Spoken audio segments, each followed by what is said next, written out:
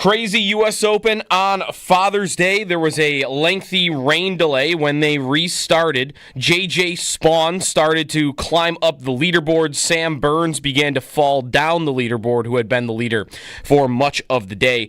Burns had 2 double bogeys on his final 9 holes. Spaun, meanwhile, 4 birdies after hole 12, including birdies on 17 and 18. On 18, a 64-foot putt by Spaun, which was the longest putt of the entire weekend, to win his first major and win the U.S. Open. Next up is the British in a couple of weeks. NBA Finals continues tonight. 8:30 tip-off between the Thunder and the Pacers. OKC evening that series up at 2 games apiece. 8:30 on ABC tonight. In the NHL, Florida Panthers are 1 win away from back-to-back Stanley Cup championships. They win Game 5 by a score of 5-2 on Saturday night. They are home facing Edmonton tomorrow night at 8. You'll be able to listen to that game right here on WGR. Oilers trying to force a Game 7. Sabres offseason, Elliot Friedman reporting over the weekend that J.J. Peterka, he's heard Peterka wants out of Buffalo, and the Sabres are beginning to listen to other teams that are interested in trading for Peterka. That's your Paddock Chevrolet Sports Update. Paddock Chevrolet celebrating 90 years of being your hometown dealership.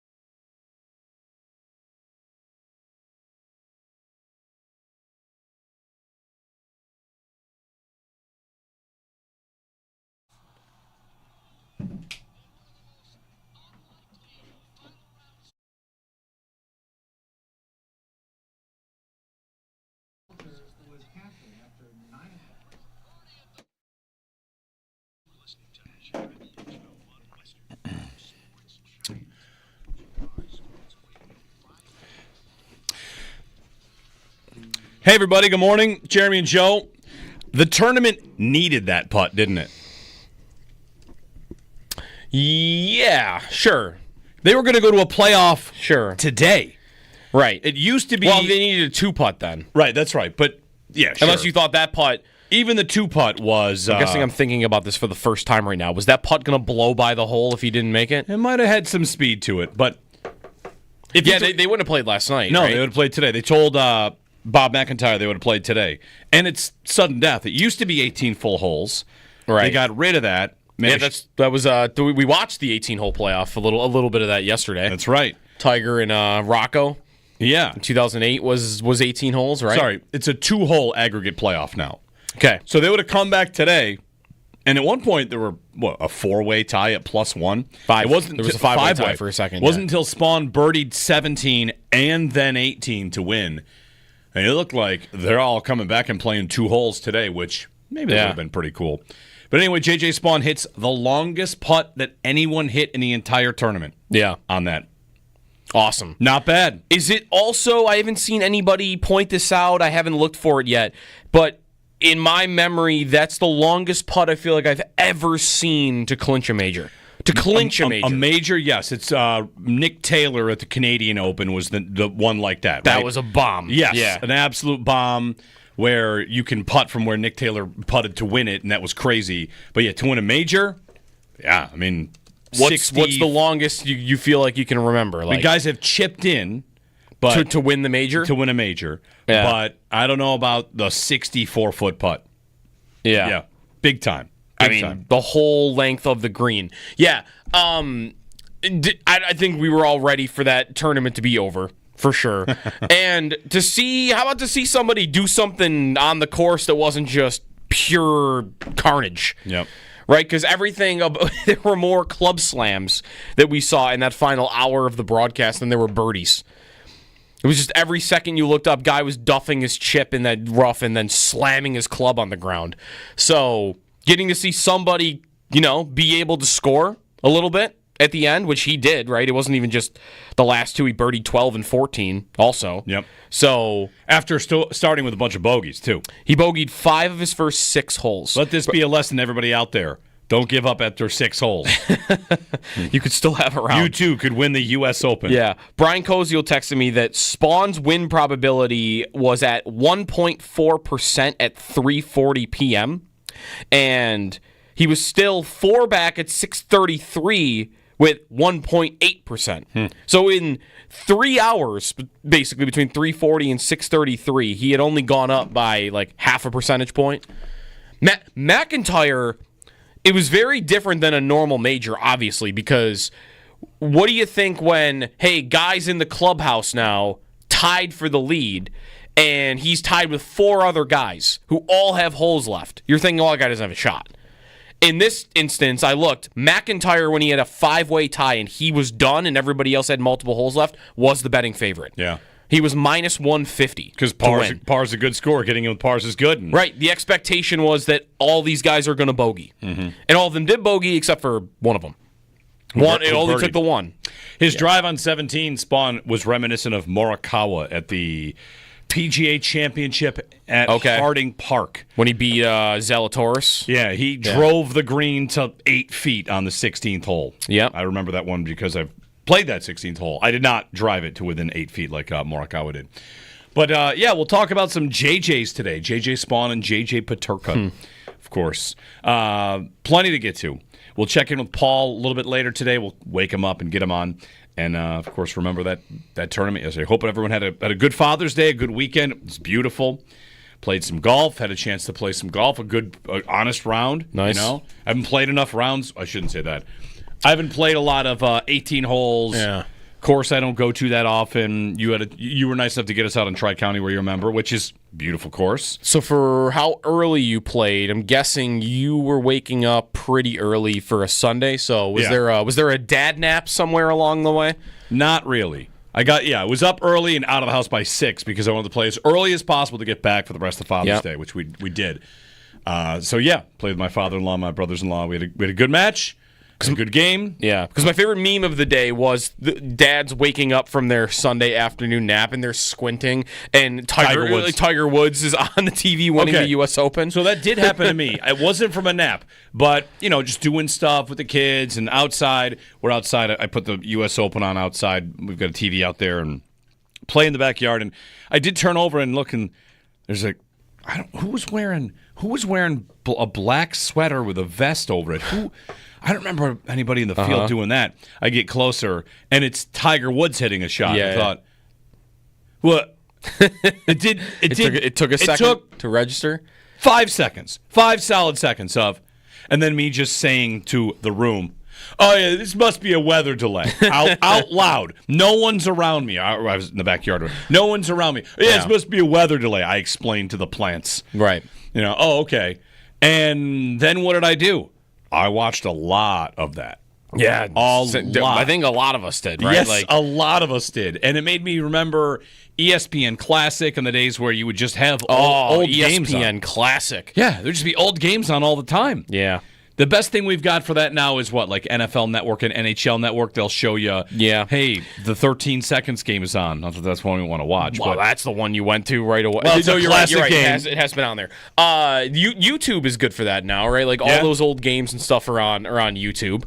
But yeah, on TV, like ESPN's not putting them on one of their networks anymore, I don't think. Yeah.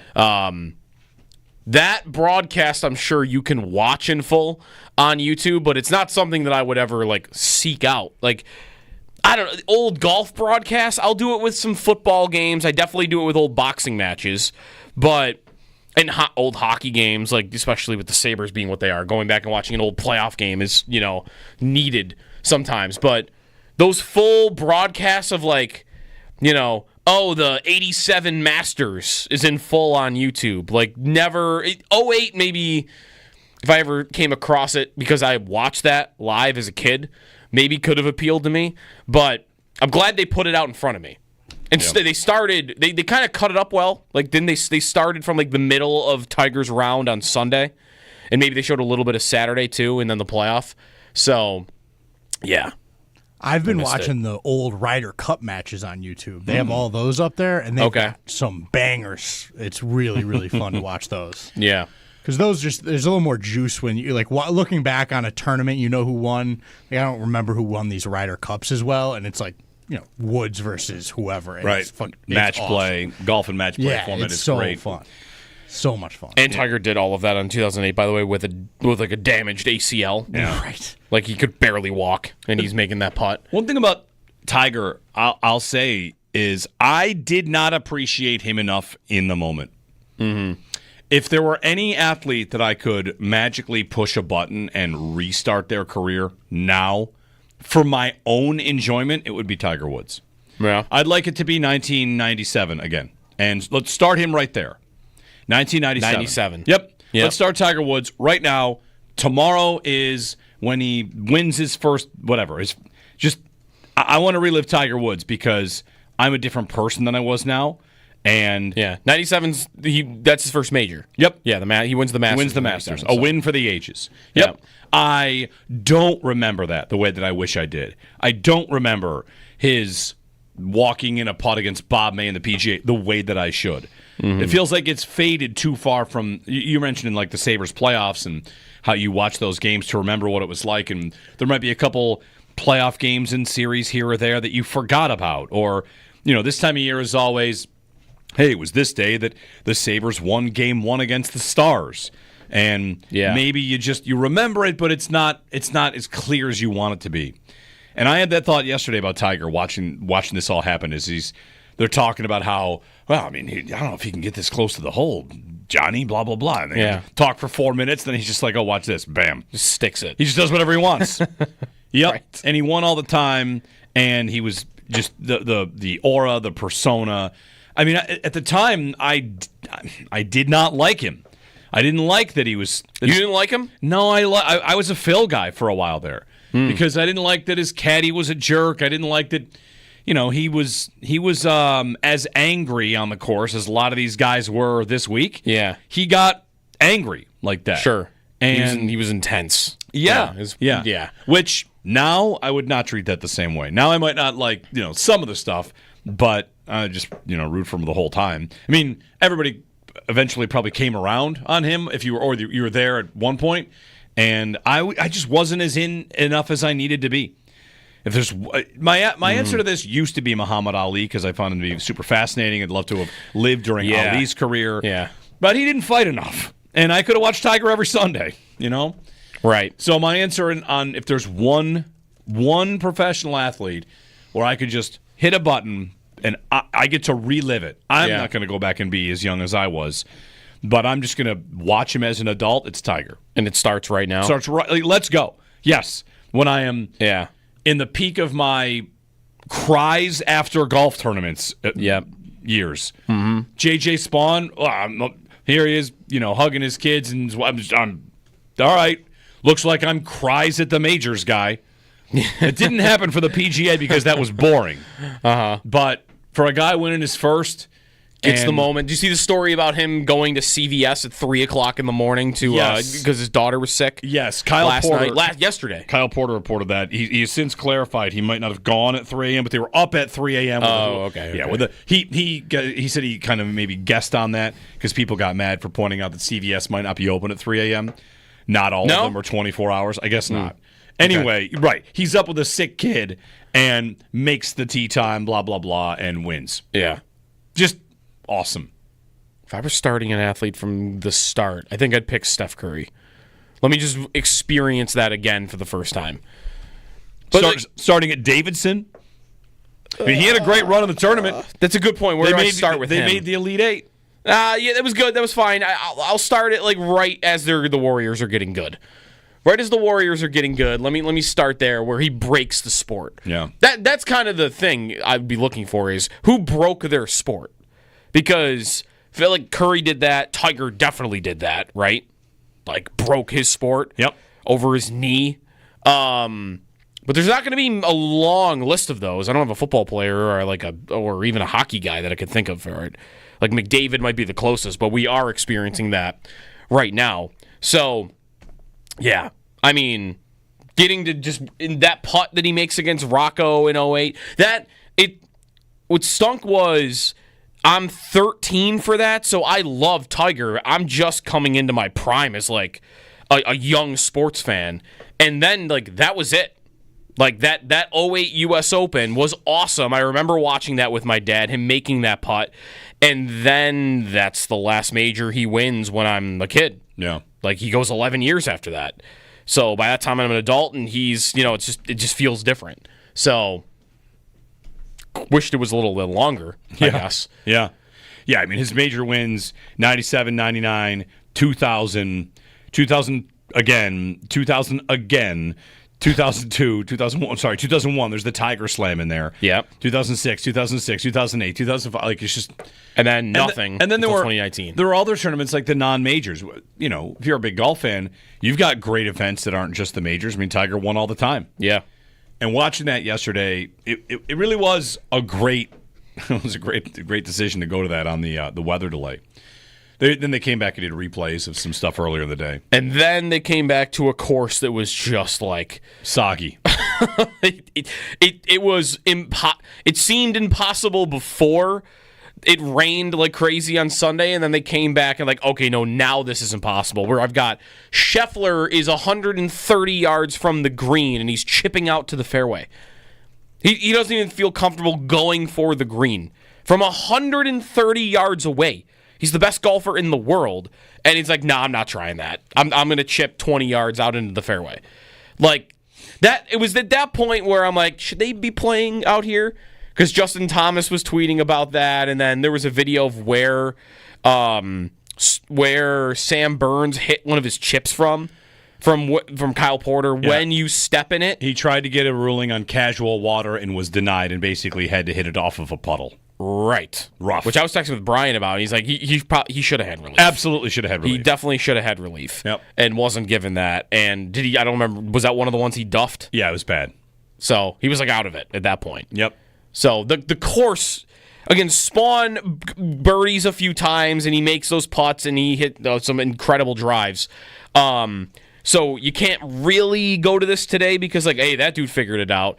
But everybody else was like just, it seemed as unplayable of a course as you've ever seen. Yep. In a major. They probably shouldn't have been out there.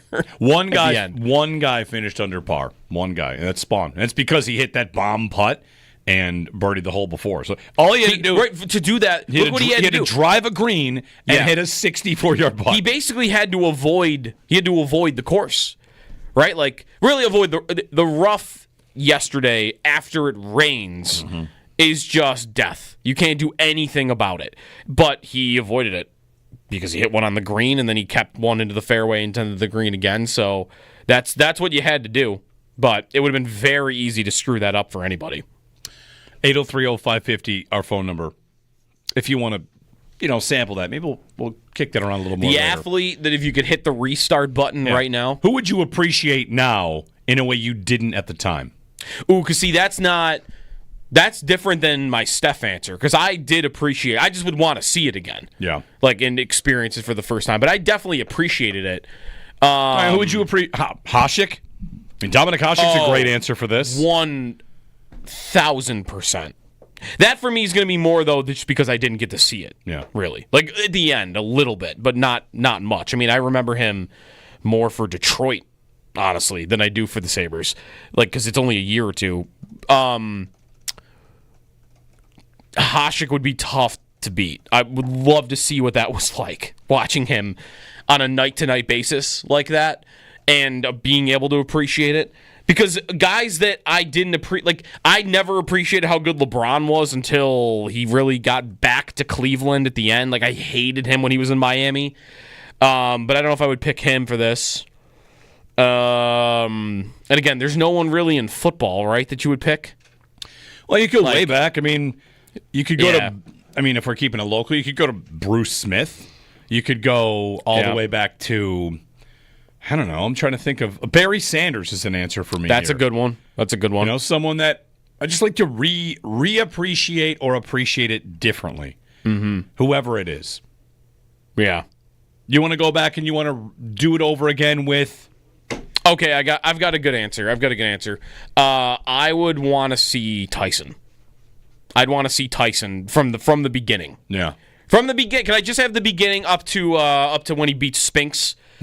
That's all I really need, I think. What's that? It's like a 20-fight sample. Yeah. In there, like at the beginnings, before he goes to jail, probably. Yeah, give me that. Give me Tyson at the start to see, because Ali would be awesome, but there's the gap. Tyson the gap in the middle for Ali. The gap in his prime. There's a large gap there. Whatever. If you want to get really deep on that, we could just remove that and watch him again. But what I'm looking for is more of like the phenom type, where like no one can believe this is real. Yep. And that's why like Curry is that for me, and Tiger is that, and Tyson at the start I think is probably along those lines, where our people just look like talking to each other the next day like, can you believe this guy exists? Just mashing everybody in 8 seconds. Yeah, I think Tyson. Couple answers in the chat on YouTube if you want to throw it our way. You can check it out in the chat. You can call us. The athlete you would maybe appreciate more or differently. I mean, Michael Jordan's an answer here. Ted Williams' name comes up. Okay. Maybe you saw the player when you're young and now you would just watch it differently. Or maybe it's Ted Williams and you were not alive. You did not see this player, this person. Maybe it's, I don't know what, Nolan Ryan. Wayne Gretzky, there's one. Like Gretzky, for me, the years of Gretzky, I don't have any of the Oilers Gretzky in my memory at all. I have a little bit of Kings Gretzky and some Rangers Gretzky, and it feels like that's not the same show, right? He's still great, and I remember him scoring that goal against Vancouver to become the all-time, but it's not the same. It's just not the same. So that might be one. That might be an answer as well.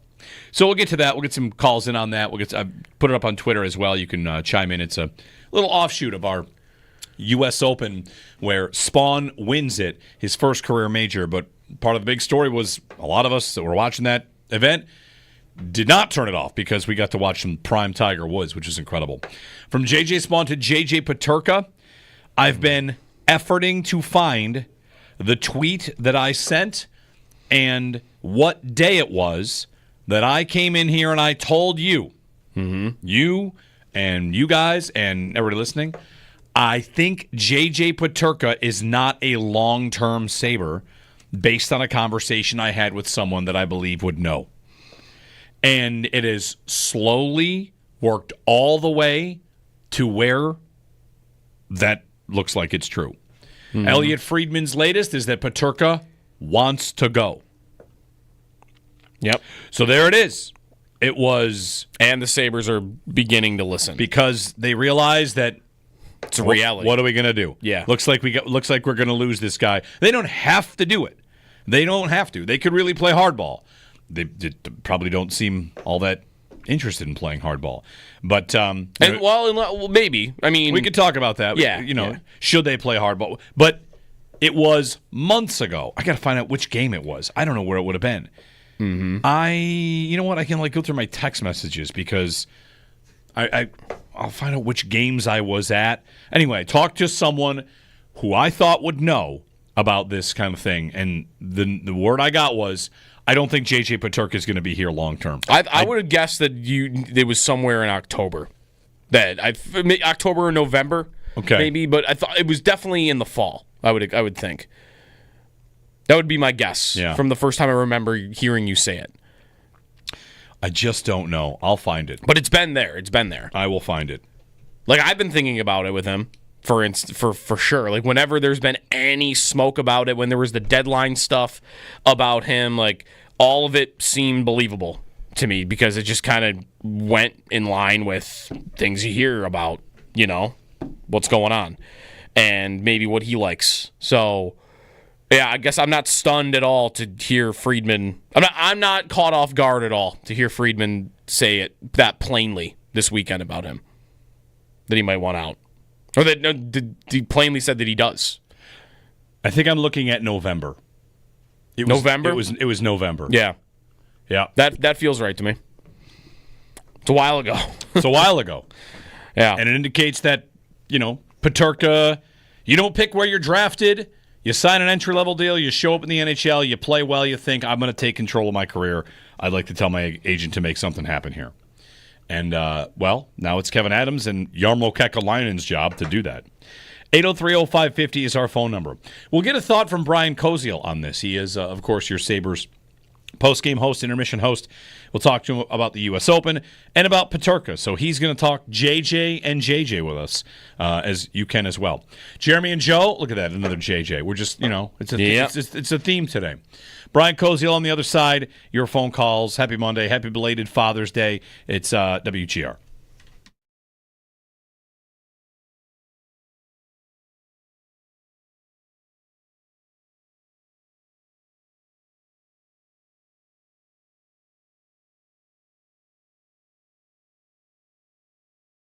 But anyway, J.J. Spawn hits the longest putt that anyone hit in the entire tournament. Yeah. On that.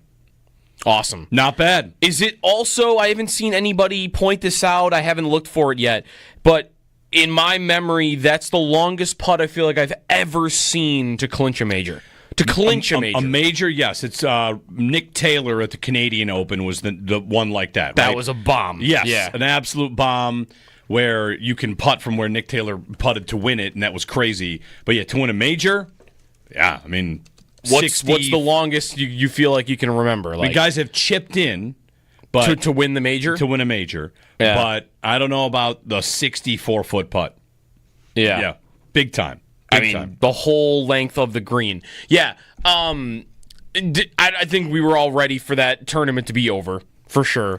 And how about to see somebody do something on the course that wasn't just pure carnage? Yep.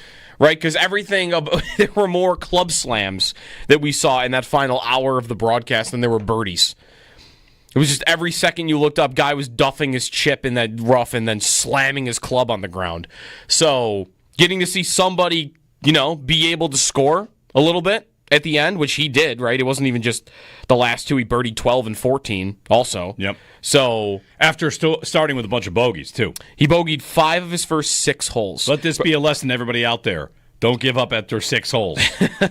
You could still have a round. You, too, could win the U.S. Open. Yeah. Brian Koziol texted me that Spawn's win probability was at 1.4% at 3:40 p.m., and he was still 4 back at 6:33 with 1.8%. So in 3 hours, basically between 3:40 and 6:33, he had only gone up by like half a percentage point.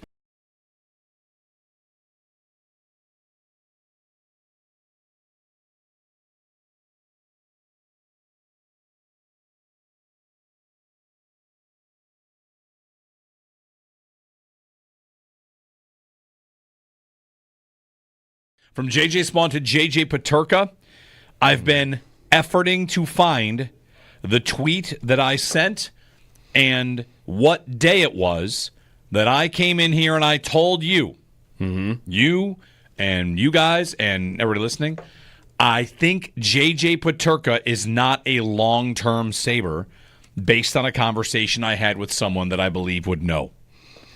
And it has slowly worked all the way to where that looks like it's true. Elliot Friedman's latest is that Peterka wants to go. Yep. So there it is. It was... And the Sabres are beginning to listen. Because they realize that it's a reality. What are we going to do? Yeah. Looks like we're going to lose this guy. They don't have to do it. They don't have to. They could really play hardball. They probably don't seem all that interested in playing hardball. But maybe. I mean, we could talk about that. Yeah. Should they play hardball? But it was months ago. I got to find out which game it was. I don't know where it would have been. You know what? I can go through my text messages because I'll find out which games I was at. Anyway, I talked to someone who I thought would know about this kind of thing, and the word I got was, I don't think J.J. Peterka is going to be here long term. I would have guessed that it was somewhere in October, October or November, maybe. But I thought it was definitely in the fall. I would think that would be my guess from the first time I remember hearing you say it. I just don't know. I'll find it. But it's been there. It's been there. I will find it. I've been thinking about it with him. For sure. Whenever there's been any smoke about it, when there was the deadline stuff about him, all of it seemed believable to me because it just kind of went in line with things you hear about, what's going on and maybe what he likes. So, yeah, I guess I'm not stunned at all to hear Friedman. I'm not caught off guard at all to hear Friedman say it that plainly this weekend about him.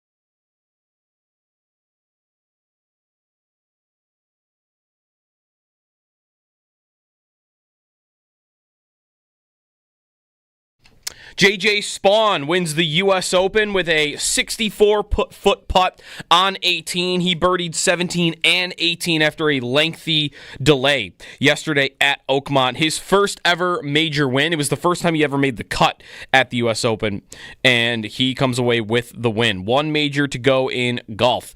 The Stanley Cup Final sits at 3-2 in favor of Florida.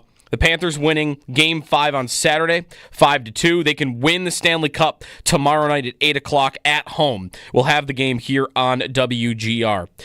Coverage of the Stanley Cup Final on WGR is presented by Fecal Car and Joyce, your border attorneys, and brought to you in part by Window Nation, the perfect fit for your home and wallet. Elliot Friedman reporting over the weekend that he's heard, and many have heard, that J.J. Peterka does want out and is unhappy in Buffalo. So also that Kevin Adams and the Sabres are now willing to listen to trade offers for Peterka, who is a restricted free agent next month. NBA Finals, Pacers and Thunder tied at 2 games apiece, 8:30 tip-off tonight. And Shohei Ohtani is pitching tonight for the Dodgers for the first time in 2 years. Those are your Paddock Chevrolet sports headlines. Paddock Chevrolet celebrating 90 years of being your hometown dealership.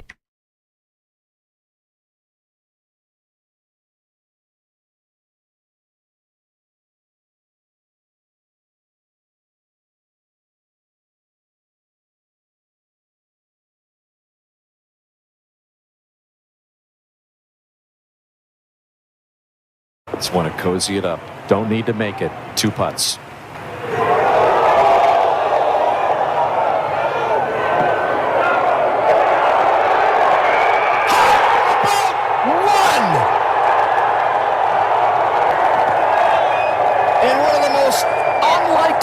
Final round Sundays in U.S. Open history.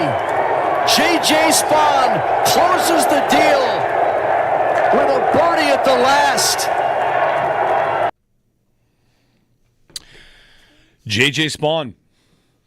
Great putt, great moment there at the U.S. Open. And then awkward as Hovland took forever to finish out. Okay, very quickly. I said to my dad watching that yesterday, shouldn't Hovland finish out? Yeah. Hovland should have finished out, especially because he was out of it because he needed to hole his previous putt. But what he said, and what I'm sure 1,000 other people would have said is, well, he's not going to make this one. Even so. And I'm like, well, if he does, if he gets it it's going to be weird, isn't it? If he gets it to 2 inches and doesn't make it, then what? He's going to make a mark? Yeah. Or he's going to tap in for the win. Brian Koziol joining us on the Western Hotline. We'll talk JJ and JJ, Spawn and Peterka in a moment. The latest reporting on JJ Peterka. Brian, good morning. Gentlemen, good morning. Happy Monday. Why didn't Hovland finish out? Yeah, usually the champion is the one that you want to finish. The only thing I can think of is maybe he didn't even know that, the last group's shots are meaningless. Because remember, Burns' group still had to come in and play. So that's right. Right. Like, well, do you know who didn't know? Who didn't know what that here kind of thing? Spawn said he didn't know what he needed.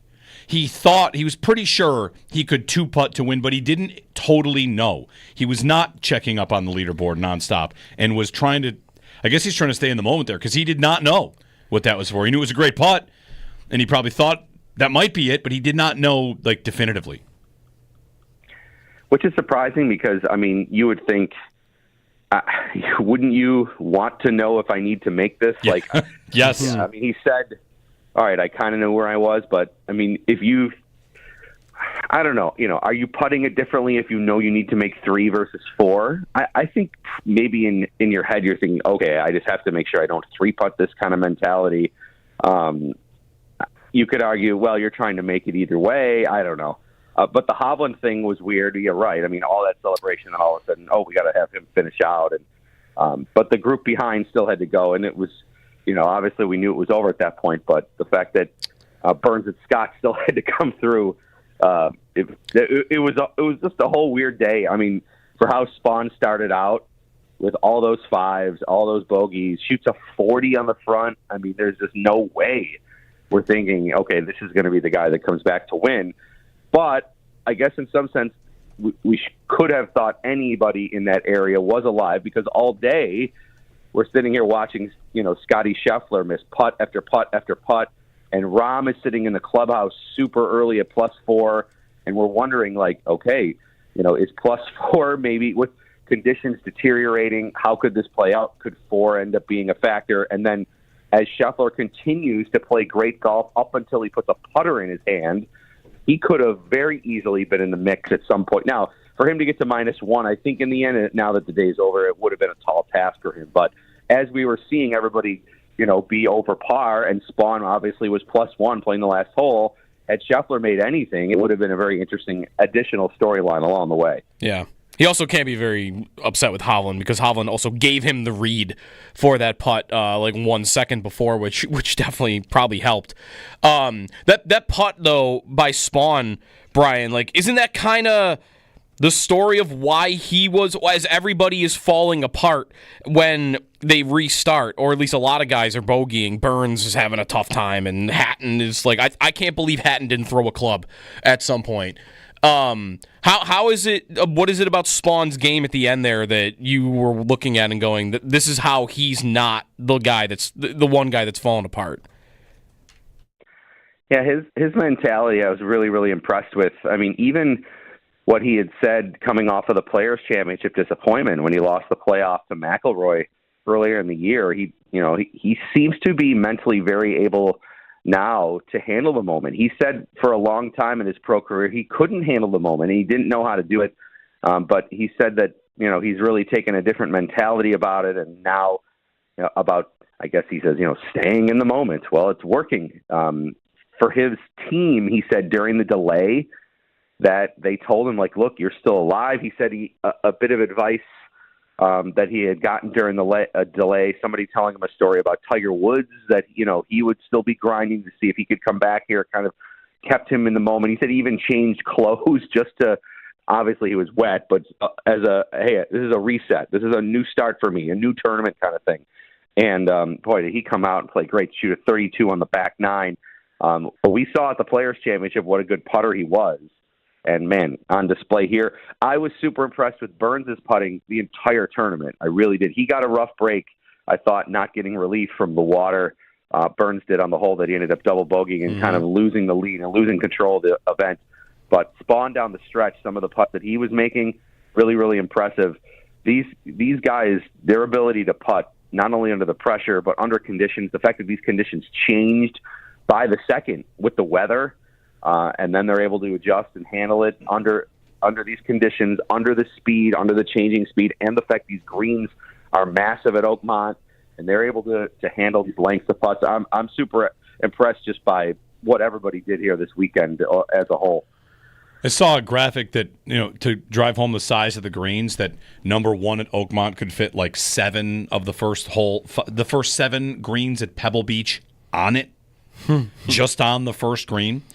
So, I did see that. Yeah. That's amazing. Yeah. And I think you and you guys and I were talking about this on Thursday morning of what's the course about? And I'm like, yeah, they expanded a lot of the greens. Again, you'd think that would make it easier, but they said, hey, we can have some unique pin locations now because we have such a big surface area. And it obviously made for some really good dramatic golf. And some of the shots that you guys that we all saw from guys having to chip either near the green or around the bunker to these pins and these interesting pin locations. It was really entertaining. I was impressed with how the course played out. Obviously the rain. There was a little bit during the early portion of coming back, but during the rain, I'm like, all right, this is awful. Maybe they're going to have to call this. Obviously, we don't want to have a Monday finish, but luckily the rain subsided, and for the most part, other than the one ruling with Burns that I didn't agree with at all, I thought for the most part, it finished with weather not too much becoming an overriding factor in the result. Brian Koziol on the Wester Hotline on the U.S. Open. We'll get to J.J. Peterka in just a moment. So J.J. Spawn wins. And, one other little storyline that came out of this, Brian, was the Tiger Woods coverage during the weather delay. And I wonder, I don't know, if anybody learned anything from that, where it's raining and we're just going to throw on Tiger Woods. And did you stick with it? Did you stay and just watch Prime Tiger like so many others did? I did, because my son and I were watching it, and he's 15, so he really did not watch Tiger. He watched a little of the 2019 Masters, but he did not watch Tiger like what was on display that we watched during the rain delay. And I was literally trying to tell you, I was like, Jack, this is what happened. He literally did this every week for 15. We lost Brian right in the moment. His phone quit out on him. Yeah, he did this all the time. That's a great example. Like, you're telling your son, telling your daughter, like, oh, yeah. Call him over every week. Look at this guy. See, this is Tiger Woods. I've tried to do that with, my kids are 4. Yeah. And I've done that a little bit, too. Whenever there were Tiger Woods highlights, I would pop up on YouTube and try to show them, like, this guy, look at this guy. He was unbelievable. He was the best I've ever seen play this sport. And we got a dose of that yesterday. 803-0550. We'll get Brian back on the line and get a quick thought from him on J.J. Peterka as we get rolling. Brian, if you want to finish that thought, go for it. Otherwise, we can move on to some Peterka stuff. Oh, yeah. I don't know how long I got into there with Woods there, but I was watching with my son and just saying, this is what he did for so long. I was like, how we're watching, he's into golf, so we've watched, we're watching Scheffler, and I'm like, look at what Scheffler is doing right now. Tiger did that even more. And he did it for 15 years straight, and he did it with more flair and more excitement and more drama, and it was really, really, it made me appreciate him even more. I saw your Twitter question about, which athletes would you want to see again? Obviously that one would come to mind right away for sure. I never got to see Muhammad Ali. I feel like I'd want to see him in a prime moment, because what Tiger did culturally for golf, Ali really did for the world in some sense. I never really got to see him have a live fight. I feel like I would probably steer toward him. I did get to see Jordan a little. Well, for the most part, I got to see a lot of Jordan. The back end of Gretzky's career, but I feel like I would love to, if I could go back in time and pick a sporting event, maybe for an individual. I never got to see Ali with a live fight. I think maybe I'd have to think about picking him. 803-0550, Brian Koziol. All right, Brian, on J.J. Peterka and the reporting, it's a slow drip. I feel like you've got some people that will say, oh, it's just an agent, it's not real. I think it's all very real that Peterka wants out, wants to move, sees an opportunity here to take a little control of his career and ask the Sabres for a trade or sign an offer sheet. Do you ultimately think he gets moved? I would think Kevin Adams doesn't want to move him, but now it maybe gives him the green light to start to be more aggressive in including him in this big deal or this big moves that we keep hearing rumors about that Kevin Adams kind of wants to make or that the Sabres are interested in making. Maybe it makes it a little easier to include him. Ultimately, it would be to the Sabres' benefit for this maybe not to get public. I think, that could help in negotiations that it's tougher to move. You'd want it to be tougher to move Peterka to increase his value. But, for as much as fans reacted last year to, he looks unhappy even when he scores, I guess it's not surprising that any player would say this. The Sabres are not good in terms of what they've been doing over the course of his career. And for a player to say, I'd like to move on, I guess it shouldn't be too surprising. He has value. He's young. He's got a ton of talent. He plays the power play. He had almost 30 goals last year. My expectation would be if he played again on the Sabres that we'd think he could score 30 next year. So I think he's got value. So here's an opportunity for Kevyn Adams that he feels like, all right, if this is not going to work out long term and we don't have Peterka all on board, Adams has continually said throughout his tenure here, he wants guys that want to be here. If he's getting that sense from Peterka that he doesn't want to be here, well, here's an opportunity to maybe flip the script. In general, overall, for as much as I think I would criticize Adams for maybe not doing the right thing at the right time to help out the team when they've been struggling, especially last year during that 13-game losing streak, I think I would say overall I've been fairly happy with the trades that he's made. So here's a chance to throw out a big name with maybe a bright future and a lot of potential to see if he can turn it around and maybe bring in another player that can help them maybe start to look a little bit more like what we see with the Florida Panthers, who have been so tough to play against here throughout this playoff.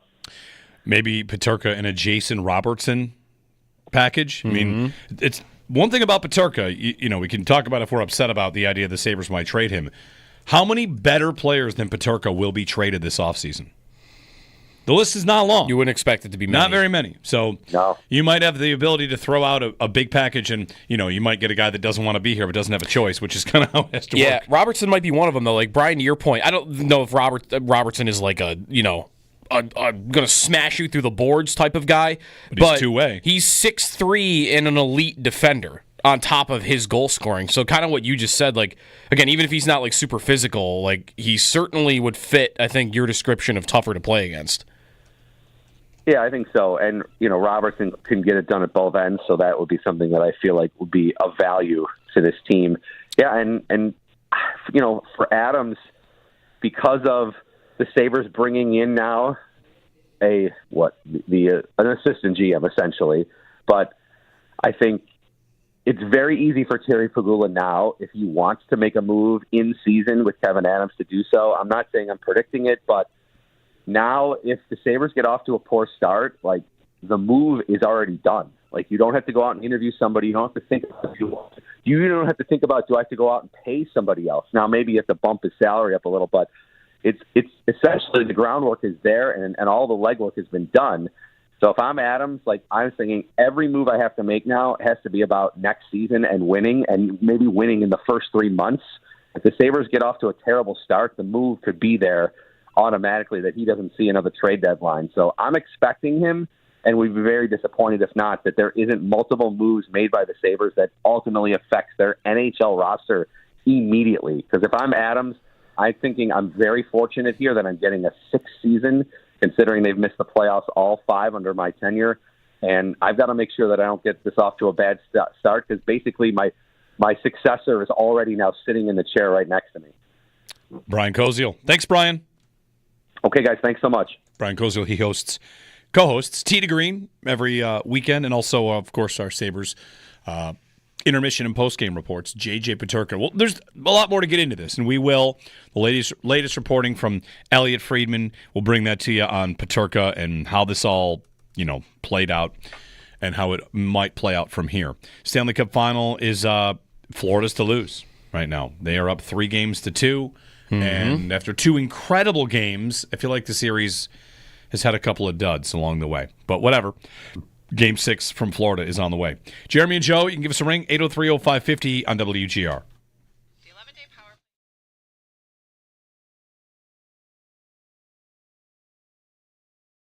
The athlete that if you could hit the restart button right now. Who would you appreciate now in a way you didn't at the time? Ooh, because see, that's different than my Steph answer, because I did appreciate it. I just would want to see it again. Yeah. Like, and experience it for the first time. But I definitely appreciated it. Who would you appreciate? Hasek? I mean, Dominic Hasek's a great answer for this. 1,000%. That for me is going to be more, though, just because I didn't get to see it. Yeah. Really. Like, at the end, a little bit, but not much. I mean, I remember him more for Detroit, honestly, than I do for the Sabres. Like, because it's only a year or two. Hasek would be tough to beat. I would love to see what that was like, watching him on a night-to-night basis like that and being able to appreciate it. Because guys that I didn't appreciate, like, I never appreciated how good LeBron was until he really got back to Cleveland at the end. Like, I hated him when he was in Miami. But I don't know if I would pick him for this. And again, there's no one really in football, right, that you would pick? Well, you could go way back. I mean, you could go Yeah. to, I mean, if we're keeping it local, you could go to Bruce Smith.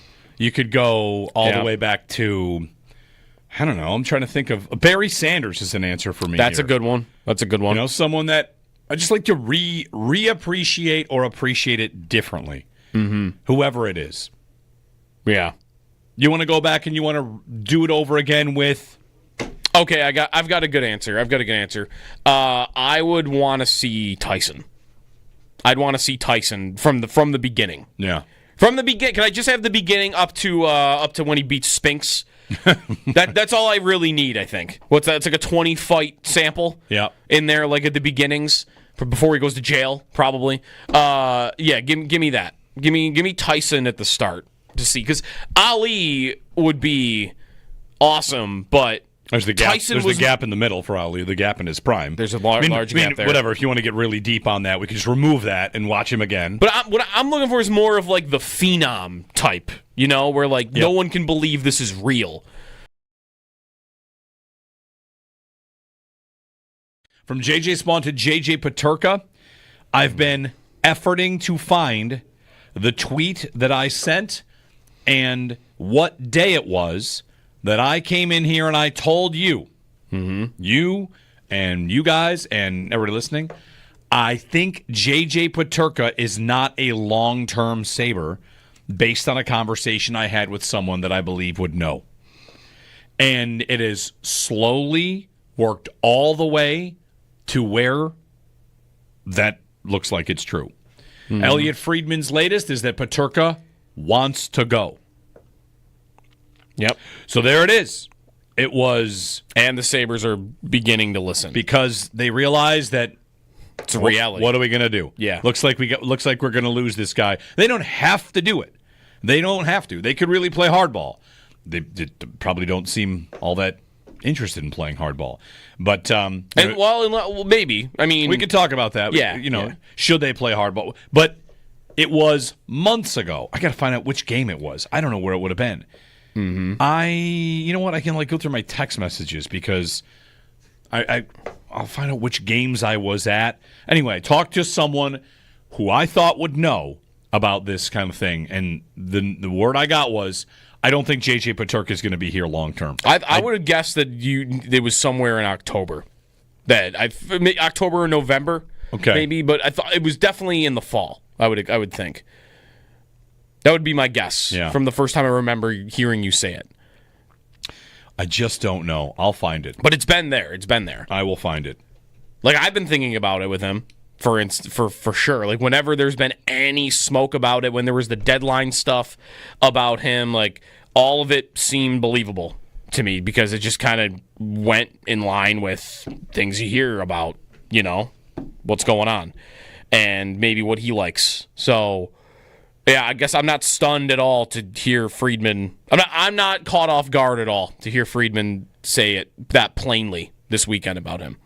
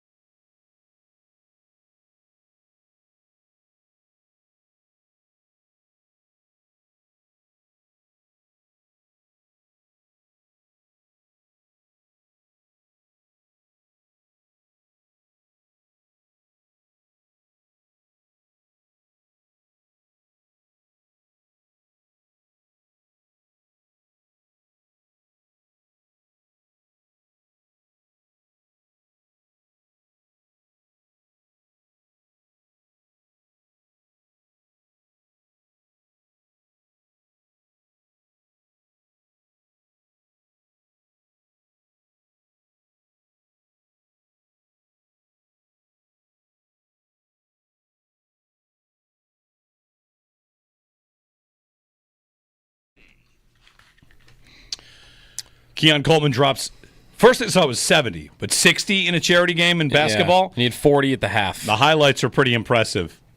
He's shooting threes, step back threes. He's throwing dunks to himself. Yeah, he did one of those throwing the ball dribble around an opponent's body and then dunk it. Yep. Mr. Keon Coleman dominating the hardwood and not employing an everybody eats mindset. No. On the basketball court, Keon eats.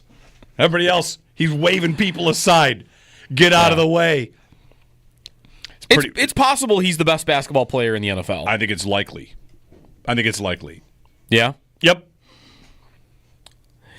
Would there be someone else somewhere in the NFL pool of players that played D1 college basketball or no? Yeah. He might be the only one? Yeah. A couple of tight ends in there, right? Yeah. All right. On J.J. Peterka, when we return, get you the latest on that from Elliot Friedman and what the Sabres can do about it. And I think what it says about Kevin Adams. That's coming up.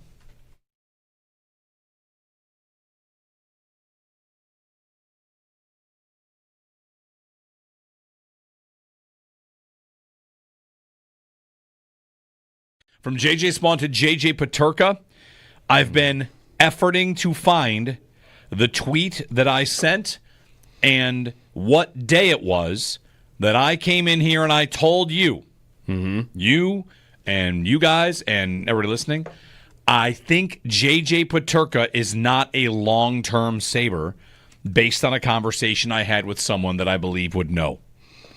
And it has slowly worked all the way to where that looks like it's true. Elliot Friedman's latest is that Peterka wants to go. Yep. So there it is. It was... And the Sabres are beginning to listen. Because they realize that it's a reality. What are we going to do? Yeah. Looks like we're going to lose this guy. They don't have to do it. They don't have to. They could really play hardball. They probably don't seem all that interested in playing hardball. But maybe. I mean, we could talk about that. Yeah. Should they play hardball? But it was months ago. I got to find out which game it was. I don't know where it would have been. Mm-hmm. You know what? I can go through my text messages because I'll find out which games I was at. Anyway, I talked to someone who I thought would know about this kind of thing, and the word I got was, I don't think J.J. Peterka is going to be here long term. I would have guessed that it was somewhere in October, October or November, maybe. But I thought it was definitely in the fall. I would think that would be my guess from the first time I remember hearing you say it. I just don't know. I'll find it. But it's been there. I will find it. I've been thinking about it with him.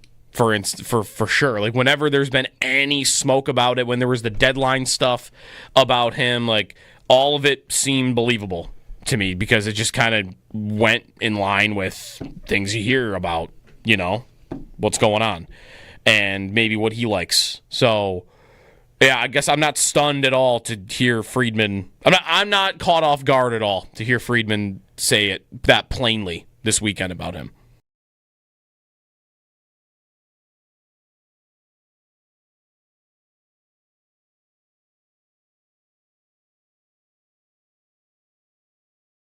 But anyway, J.J. Spawn hits the longest putt that anyone hit in the entire tournament. Yeah. On that. Awesome. Not bad. Is it also, I haven't seen anybody point this out. I haven't looked for it yet. But in my memory, that's the longest putt I feel like I've ever seen to clinch a major. A major, yes. It's Nick Taylor at the Canadian Open was the one like that. That was a bomb. Yes. Yeah. An absolute bomb.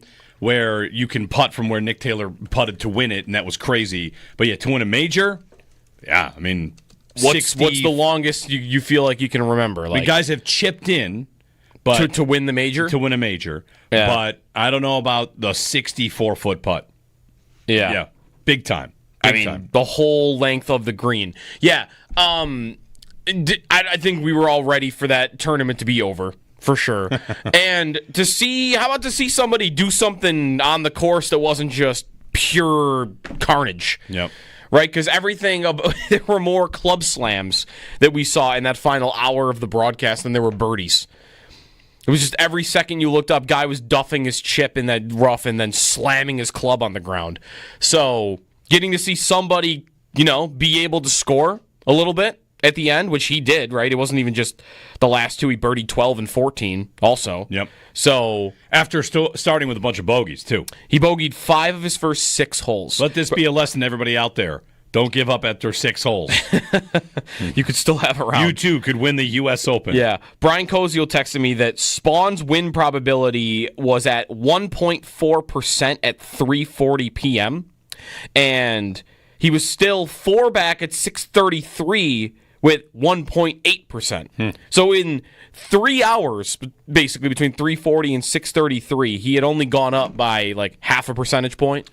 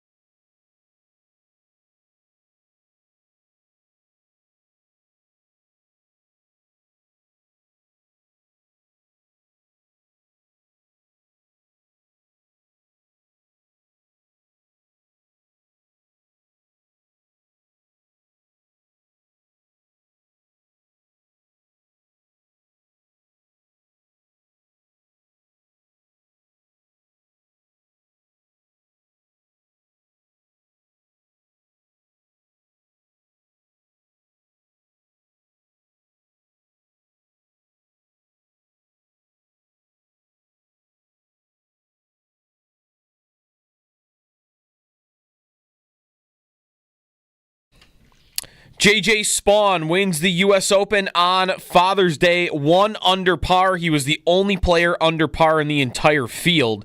There was a lengthy weather delay when they came out of it. Spawn with a couple of birdies on 17 and 18, including a 64-foot putt to win it. His first ever major. Just beats out Robert McIntyre and Victor Hovland, who finished in 2nd and 3rd. The Stanley Cup Finals sits at 3-2 Florida. They won 5-2 in Game 5 and can win the Stanley Cup tomorrow night on home ice. Game 6 is at 8 o'clock. You can listen to that game right here on WGR. Coverage of the Stanley Cup Final on WGR is presented by Fiegel Car and Joyce, your border attorneys, and brought to you in part by Window Nation, the perfect fit for your home and wallet. This morning, each international team is revealing the first 6 players of the men's ice hockey Olympic teams. Sweden did name Rasmus Dahlin to their Olympic team this morning. So Dahlin is going to the Olympics. Elliot Friedman reporting over the weekend that the belief is that J.J. Peterka is unhappy and would like a move out of Buffalo, and that Kevin Adams and the Sabres are beginning to listen to trade offers on Peterka. NBA Finals tonight, 8:30 tip-off, Game 5. Series tied at 2. Thunder and Pacers, 8:30 on ABC. That's your Paddock Chevrolet Sports Update. Paddock Chevrolet celebrating 90 years of being your hometown dealership.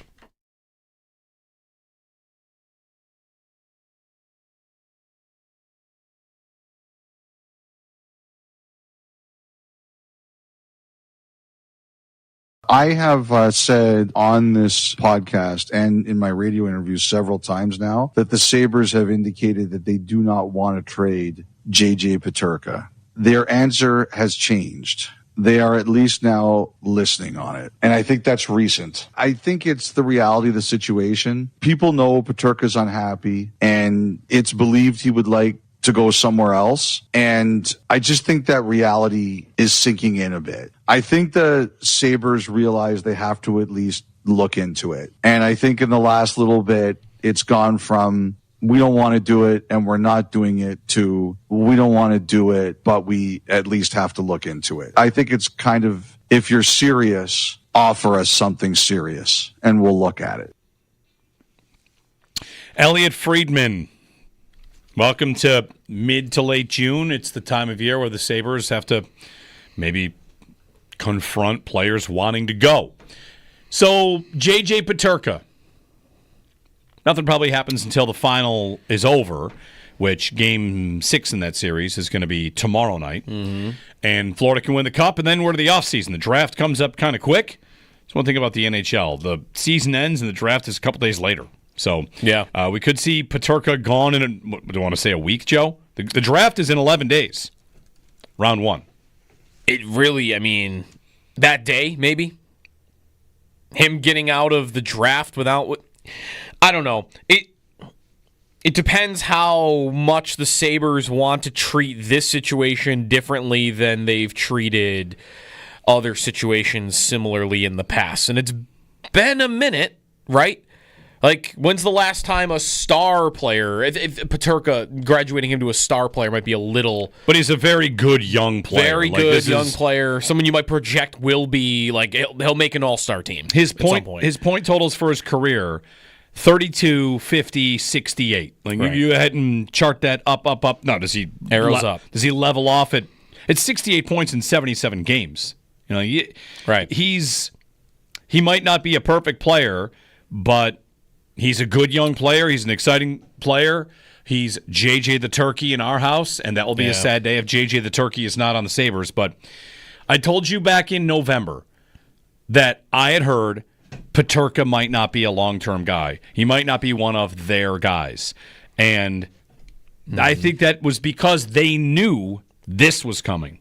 Yeah. That he's not happy here. He wants to leave. And yesterday, I saw a lot of the reaction online. If you want to give us yours, 803-0550. I saw a lot of the reaction that was, listen, should I get out the flow chart? We've done this 1,000 times. Player is unhappy. Oh, really? Mm-hmm. Well, let me tell you about this player. He's not even that good. Who does he think he is? He's on some loser team. And around and round we go. Yep. And for, I think, a good chunk of the fan base, a lot of the fans, they are done blaming any player for that feeling. Because the thing I would say about it, Peterka, he doesn't have some sort of Reinhart situation where they don't value him and didn't feel like paying him or extending him. My guess is the Sabres would. Mm-hmm. He doesn't have an Eichel situation where he signs a 8-year extension. He's the captain. He gets blamed for everything that goes wrong. He has a medical dispute with the team. Like, there's no publicly bad blood. Nope. This is just guy you drafted and developed well, wants to take control of his own career and say, I don't want to sign here long term. And he has the power to sign an offer sheet if he wants to. Mm-hmm. He can tell the team, like, I just don't want to do this. Thanks. This has been great, but I'd like to get out of here. I don't want to be here. And, you know, you could get mad at a player, or you could do the kind of thing where you say, like, what if that was you? What if that's you or me? Right. You get drafted to a team that you don't pick, and if you come here, you might think, I'm not going to win there. I'm going to be stuck out of the playoffs. And one of the reasons you might think that is because the guy that, you watch the GM stay for a long time and keep missing and think, why would I think this is a place where I can get to the level of the games I'm watching this week? Mm-hmm. Why would I ever think it would happen here? You've got some players that will sign up for it for 6 and 7 and 8 year deals, and you'd have some that would say, like, no thanks. Yeah. I wonder, though, if fans will take into account that he really hasn't been here very long. This is not Thompson or Dahlin wanting out in a similar way that Eichel and Reinhart were, like, ready to go after 7 years of this, 8 years of this. It's a much quicker timeline. Peterka's been here for 3 years, and he's ready to hit the ejector seat. And if he's felt something along those lines this didn't just arrive on him now, this is a feeling that he's had maybe for a little bit, then that could lead you to, well, I wonder if it's more about the city than it is more about the team. If that's a part of this. Because then that is a little different, I think, than Eichel and Reinhart, when they want out, I never took that as anything to do with not wanting to be in Buffalo. I took that as they just were sick of losing. Yeah.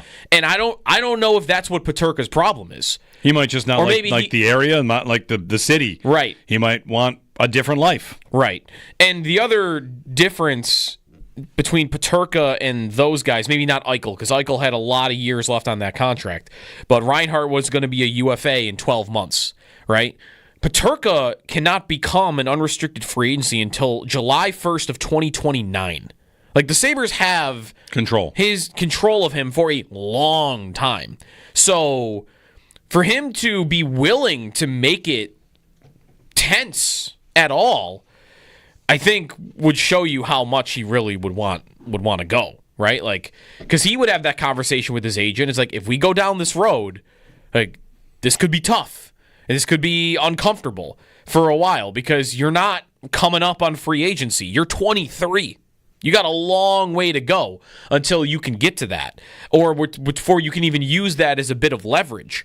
So, I don't know. I don't know how the fans will react to him wanting out versus those former stories of this wanting out, and how much the Sabres will want to play hardball, because they've played hardball in the past with Jack, and do they regret it? It's a good question. What do they feel? Do they feel there's it made it ugly? A reputation point here, a reputation piece. And while Peterka is the latest, I mean, he's certainly not the first, as you just laid out. Right. And he probably won't be the last. There was the reporting, again, that got from Paul Bissonnette, and he walked it back because that was from Friedman, that Dahlin went in there to talk to them about what the plan was when they make the Cousins trade. Yep. And that was kind of smoothed over. No, he's not saying he wants to leave. You've got Alex Tuck, face of the rebuild under Kevin Adams, saying, I haven't talked about it with my wife yet about the idea of an extension. If Tuck wants to go, and it's, to me, the whole thing about Kevin Adams' time here, I mean, he's made some nice trades. Brian Koziol came on and said, I've liked some of the trades. Really, it might be the inaction that's a problem. But you've got Peterka and Byram and the 9th pick and some prospects that you could try to turn into something and try to move forward. And we already know Kevin Adams is going to keep the job.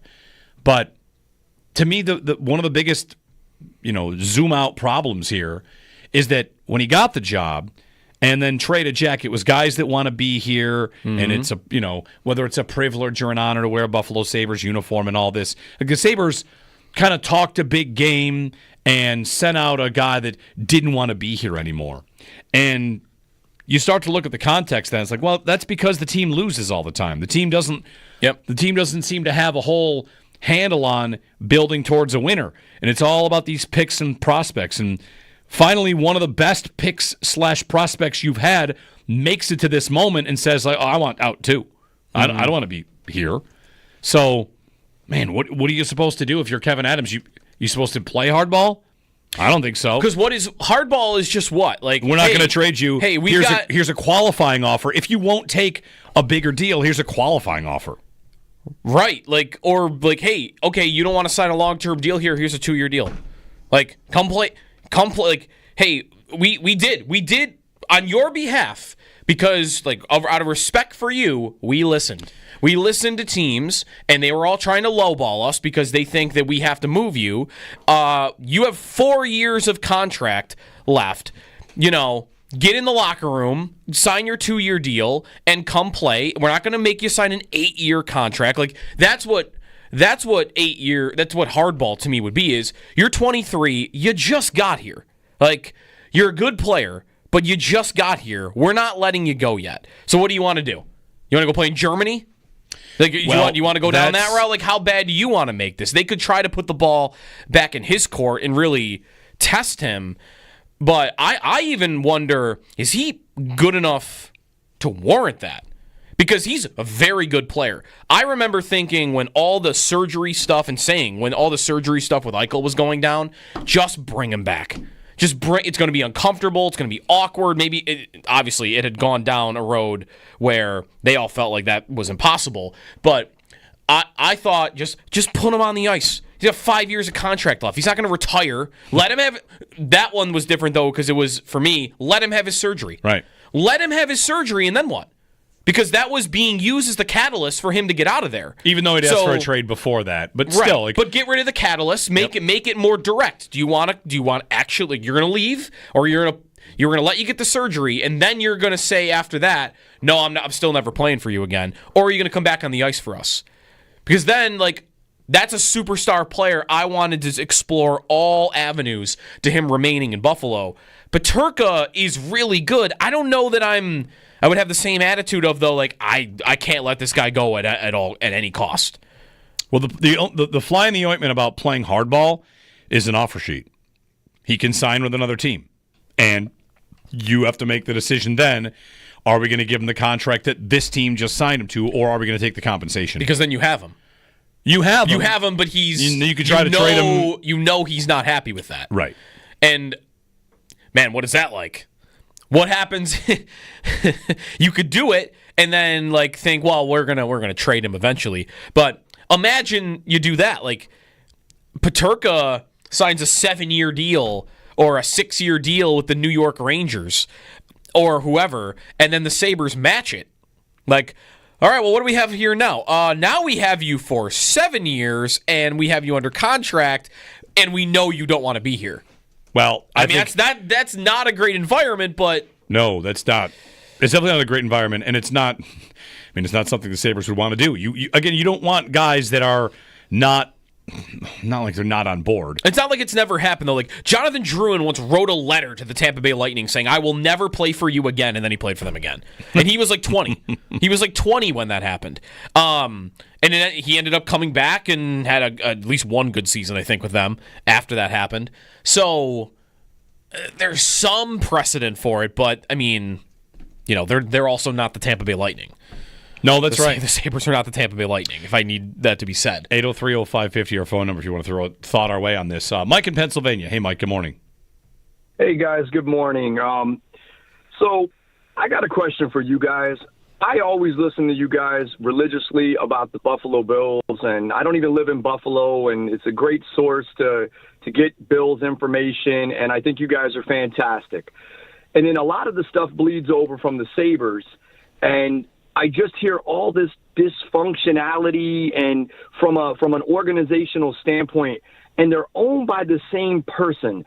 Why the difference? And I don't want the Josh Allen to be the answer, and that changed everything because I think the culture was good before Allen got there. I think the Bills are just better that Allen's there. But why the dysfunctionality from the Sabres? Why don't they just watch what the Bills do and then kind of do that? I'm a little confused on that, and I feel bad for the people in Buffalo because they love their hockey, and this is the type of product and drama that they're getting from what I think should be somewhat ran kind of similar to the Buffalo Bills.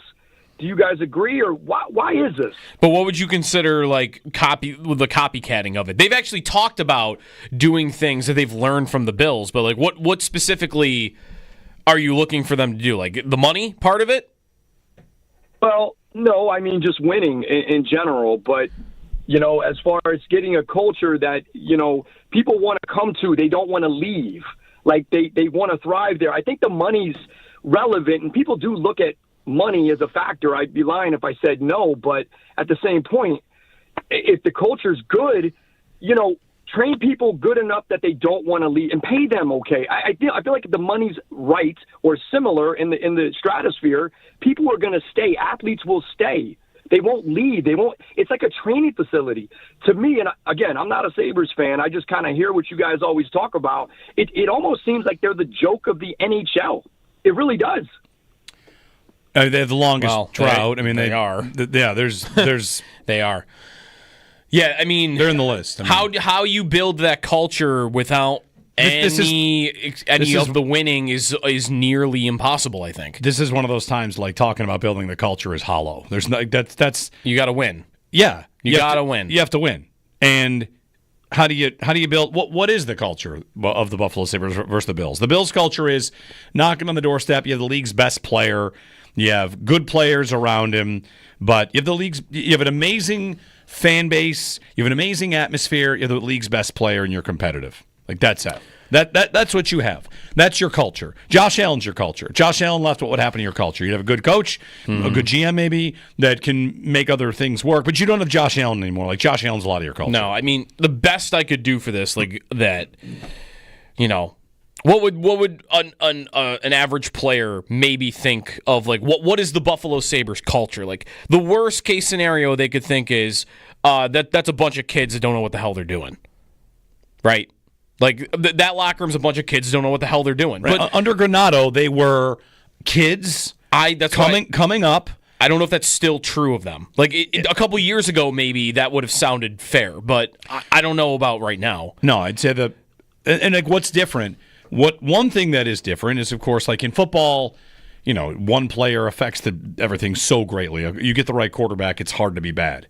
And for not to take anything away from the Bills, just that you really have like it should never be it could never be overstated how big of an impact Allen has. Like Allen is the reason they are successful, the number one reason they are successful, and number 2 and 3 and 4. For the Sabres, they don't spend to the cap. That's it. They save money. They don't spend to the cap. They don't invest in ways that other teams do, whether that's hiring GMs. And, Kekalainen coming in this year is a nice little piece here, I guess. But it's just, I don't know. I don't think it should be all that surprising why the two teams can be different. One team prints money, the other team loses money. I don't know if this is as much of a hockey thing as it is a football thing, but what happens in sports sometimes when, hey, guy wants to be traded. Guy wants out. Should he get traded here? Should he get traded? Oh, wait, he's staying for a record amount of money. Myles Garrett this summer, right?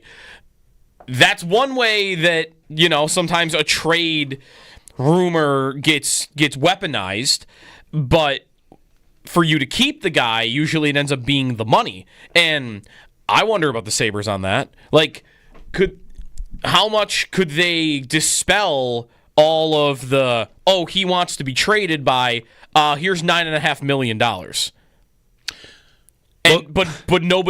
I would never believe that they would be willing to do that. Or I'd be skeptical they'd even want to pay anybody that amount of money unless the guy's like a superstar. Go back to Matthew Fairburn's piece about Kevin Adams, where in there he's quoting other scouts and GMs and hockey people pointing out that it seems like, running things by the owner on a level where you're trading a player for a 4th-round pick is like, and if that's exactly what it was about, like it was about a Yoki Haru trade. And how scouts would view that, how players would view that. I mean, the Sabres it doesn't have to be bad forever. But in the case of Peterka wanting to go, I almost would say if you're a good team, a player might want to leave, and that's okay too. Why does Bo Byram want to leave? Because he wants a bigger role. Yeah. And he doesn't see it here. He might not be personal about the city. He might just want to leave. Right. And if you think about the Bills before Allen got here, like here's a point. Antonio Brown, right? The Bills trade for Antonio Brown for 5 minutes, and then he doesn't want to come here, and Bean goes to the podium talking about how, he doesn't know this area, these people. And I thought, like, well, this is pre-Josh Allen. I can remember saying this. It's your job, the GM. It's your job to change what players think of this place. And Bean has done that through drafting Josh Allen, paying contracts, building a winner. It's the GM's job to make a place desirable. And you're still not going to get every player to want to play for you.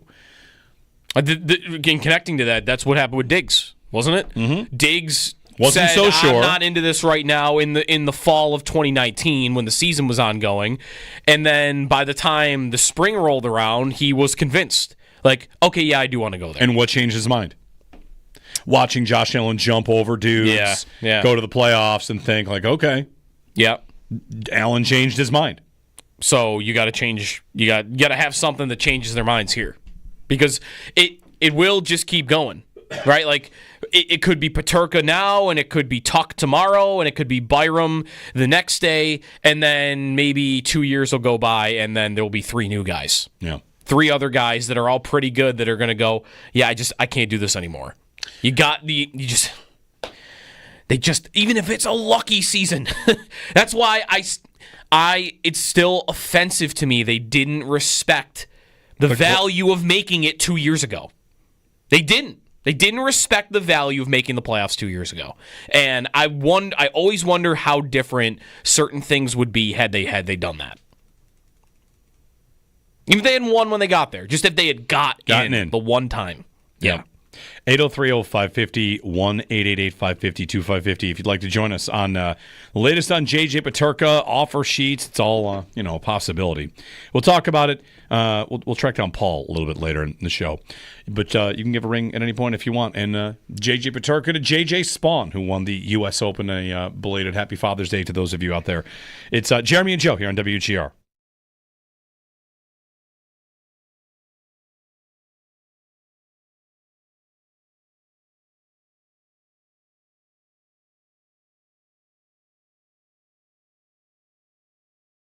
From J.J. Spawn to J.J. Peterka, I've been efforting to find the tweet that I sent and what day it was that I came in here and I told you, you and you guys and everybody listening, I think J.J. Peterka is not a long-term Sabre based on a conversation I had with someone that I believe would know. And it has slowly worked all the way to where that looks like it's true. Elliot Friedman's latest is that Peterka wants to go. Yep. So there it is. It was... And the Sabres are beginning to listen. Because they realize that it's a reality. What are we going to do? Yeah. Looks like we're going to lose this guy. They don't have to do it. They don't have to. They could really play hardball. They probably don't seem all that interested in playing hardball. But maybe. I mean, we could talk about that. Yeah, should they play hardball? But it was months ago. I got to find out which game it was. I don't know where it would have been. You know what? I can go through my text messages because I'll find out which games I was at. Anyway, talk to someone who I thought would know about this kind of thing, and the word I got was, I don't think J.J. Peterka is going to be here long term. I would have guessed that it was somewhere in October, October or November, maybe. But I thought it was definitely in the fall. I would think that would be my guess from the first time I remember hearing you say it. I just don't know. I'll find it. But it's been there. It's been there. I will find it. Like I've been thinking about it with him.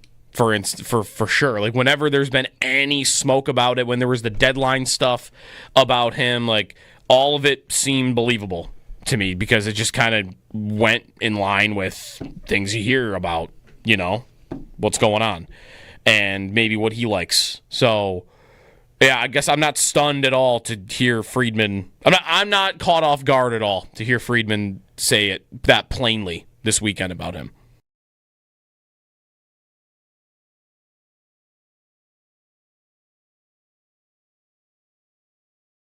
The athlete that if you could hit the restart button right now. Who would you appreciate now in a way you didn't at the time?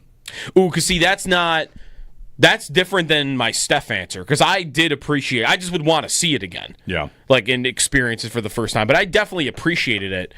Who would you appreciate? Hasek? I mean, Dominic Hasek's a great answer for this. 1,000%. That for me is going to be more though, just because I didn't get to see it. Yeah, really. Like at the end, a little bit, but not much. I mean, I remember him more for Detroit, honestly, than I do for the Sabres. Like because it's only a year or two. Hasek would be tough to beat. I would love to see what that was like watching him on a night-to-night basis like that, and being able to appreciate it. Because guys that I didn't appreciate, like, I never appreciated how good LeBron was until he really got back to Cleveland at the end. Like, I hated him when he was in Miami. But I don't know if I would pick him for this. And again, there's no one really in football, right, that you would pick? Well, you could way back. I mean, you could go to, I mean, if we're keeping it local, you could go to Bruce Smith. You could go all the way back to, I don't know, I'm trying to think of, Barry Sanders is an answer for me. That's a good one. Someone that I just like to reappreciate or appreciate it differently. Mm-hmm. Whoever it is. Yeah. You want to go back and you want to do it over again with?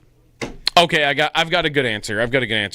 I would want to see Tyson. I'd want to see Tyson from the beginning. Yeah. From the beginning. Can I just have the beginning up to when he beats Spinks?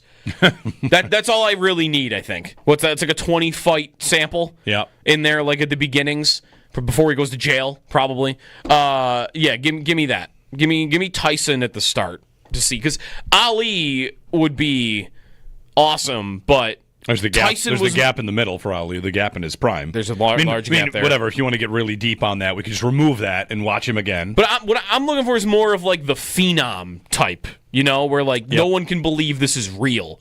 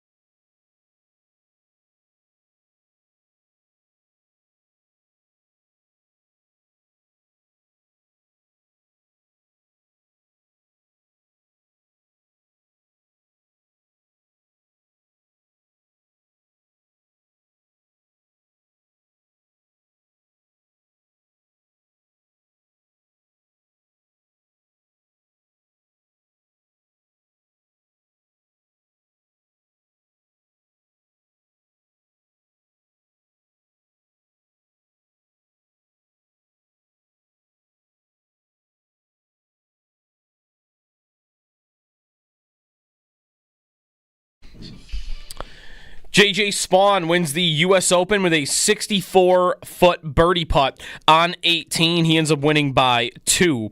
First major of his career. A month away from the last major of the season, the Open Championship.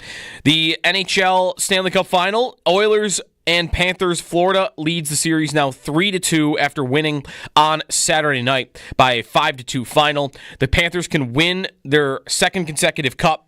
Tomorrow night, 8 o'clock is puck drop. We'll have it here on WGR. Coverage of the Stanley Cup Final on WGR is presented by Fiegel, Carr & Joyce, your border attorneys, and brought to you in part by Window Nation, the perfect fit for your home and wallet. Elliot Friedman reports that it is believed that J.J. Peterka would like a move somewhere else.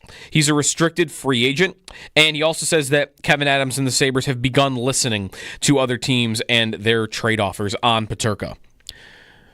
NBA Finals tonight, 8:30 tip-off. The Thunder and the Pacers locked up at 2 games apiece. Those are your Paddock Chevrolet Sports headlines. Paddock Chevrolet celebrating 90 years of being your hometown dealership.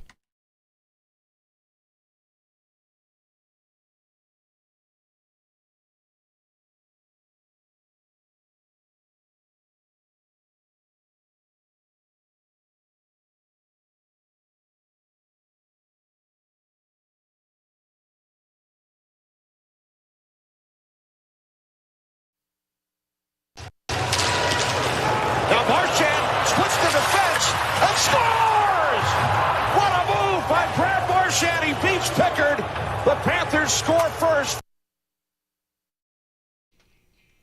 Florida wins. What does Edmonton do in goal?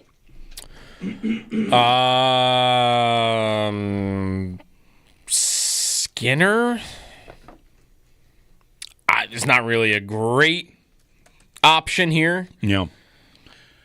They got to drag the series back to Edmonton for a Game 7. They have to win in Florida. Mm-hmm. And it's tomorrow night. Jeremy and Joe, good morning. Marchand scores. Theory. You tell me, try this on for size. Marchand is a little bit less hateable with Florida than he was with Boston. Little bit. I think the damage is already done. He's too hateable, and it's not like Florida is the most likable I don't think team ever. No. I just think They're a bunch of jerks sometimes too. Yeah, something about him not with Boston though. He's done so much. Does it help that him winning making Boston mad? Maybe that's what I'm feeling, but I don't know. The Bruins fans and Boston fans are funky. When Tom Brady won the Super Bowl with the Bucs, they kind of claimed that as a win. Same with when Ray Bork. Did they have a parade when Ray Bork won the Stanley Cup? Boston, with Colorado. You can leave, and they celebrate when that guy wins. But they hated the Panthers, so that's where I don't know how they feel about this one. No. Because the Panthers and the Bruins have had lots of battles, and, last year when Marchand's on the Bruins, remember, was it Sam Bennett punched him in the face and, didn't get suspended? Knocked him out cold? So there's history there, but I don't know. He's still Brad Marchand for me. I see his face after he scores a goal, and I'm like, oh, this guy. He might win the Conn Smythe. Yeah. I had the thought, is he the first person that Barkov hands the cup? It's not like he's never won it before. No, but he won as a rookie, I think. Who gets it? They won it last year, and now we're winning it again. And who showed up? This guy. And he hasn't touched it in 14 years. Or did he win it with them in 2011? He won it in 2011. That was his rookie year. Yeah, so he's waited since he was a rookie. If we win it, I'm going to give this to Brad Marchand. Which I guess he probably will be the first one. There's nobody else. Did Poso get it first last year? No, right? He did not. Okay. But again, that's their first cup. Right. This is their second cup, so maybe you're more they're not going to give it to Seth Jones, are they? I don't know. Before they would give it to Marchand. Especially, what if Marchand's won the Conn Smythe? Right? What does he have? He has 10 goals and 10 assists in 22 games. It's pretty good for them. He's been great in this series. How well he's playing, I think, probably helps that too. Are we seeing him get into as much of the extracurricular stuff? I'm not seeing him, he hasn't licked anybody's face this playoffs. I haven't seen him spear anybody between the, I don't know that I've seen anything that makes me think, oh, look at this. This is the grossest human that's ever played hockey. He does not need a kneeling McDavid in the head. No, he hasn't done that. So maybe the fact that he's calmed a little bit on that front has me feeling a little more timid about him. Sorry, it was Marchand that got kneed in the face. He didn't do the kneeing to the face. He got James Neal kneed him in the face. Oh, yeah, okay. Forgot about that one. We're sure he didn't also knee somebody in the face. I've got a highlight of Marchand. I'm sure he has. I've got one where he kneed Lundqvist in the head. There you go. There's one. So, no, he's the worst part about Florida winning still. If Florida wins, to me, he's the worst part about Florida winning. I don't want to see him win. Yeah, I don't feel any. He stinks. I don't feel any of that for him right now. I guess that's my point. He's the one carryover I would still have from Bruins teams that I would have cared about. The Sabres haven't made me really care about Bruins teams in recent, but the Chara, Lucic, Marchand Bruins that kind of started the Sabres rebuild because the Sabres decided to go get a bunch of goons and tear everything down because they got bullied by Boston, right? Yeah. He's a part of that. He is. He's a part of that. He's in that series in 2010, isn't he, against them? Or maybe not. Maybe no. If he won the Cup in 11 as a rookie, then he wouldn't have played in 10. No. But either way, I don't know. I gotta have some hate for somebody in this sport, right?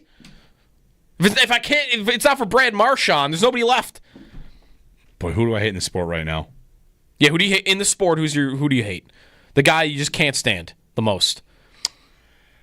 I don't know.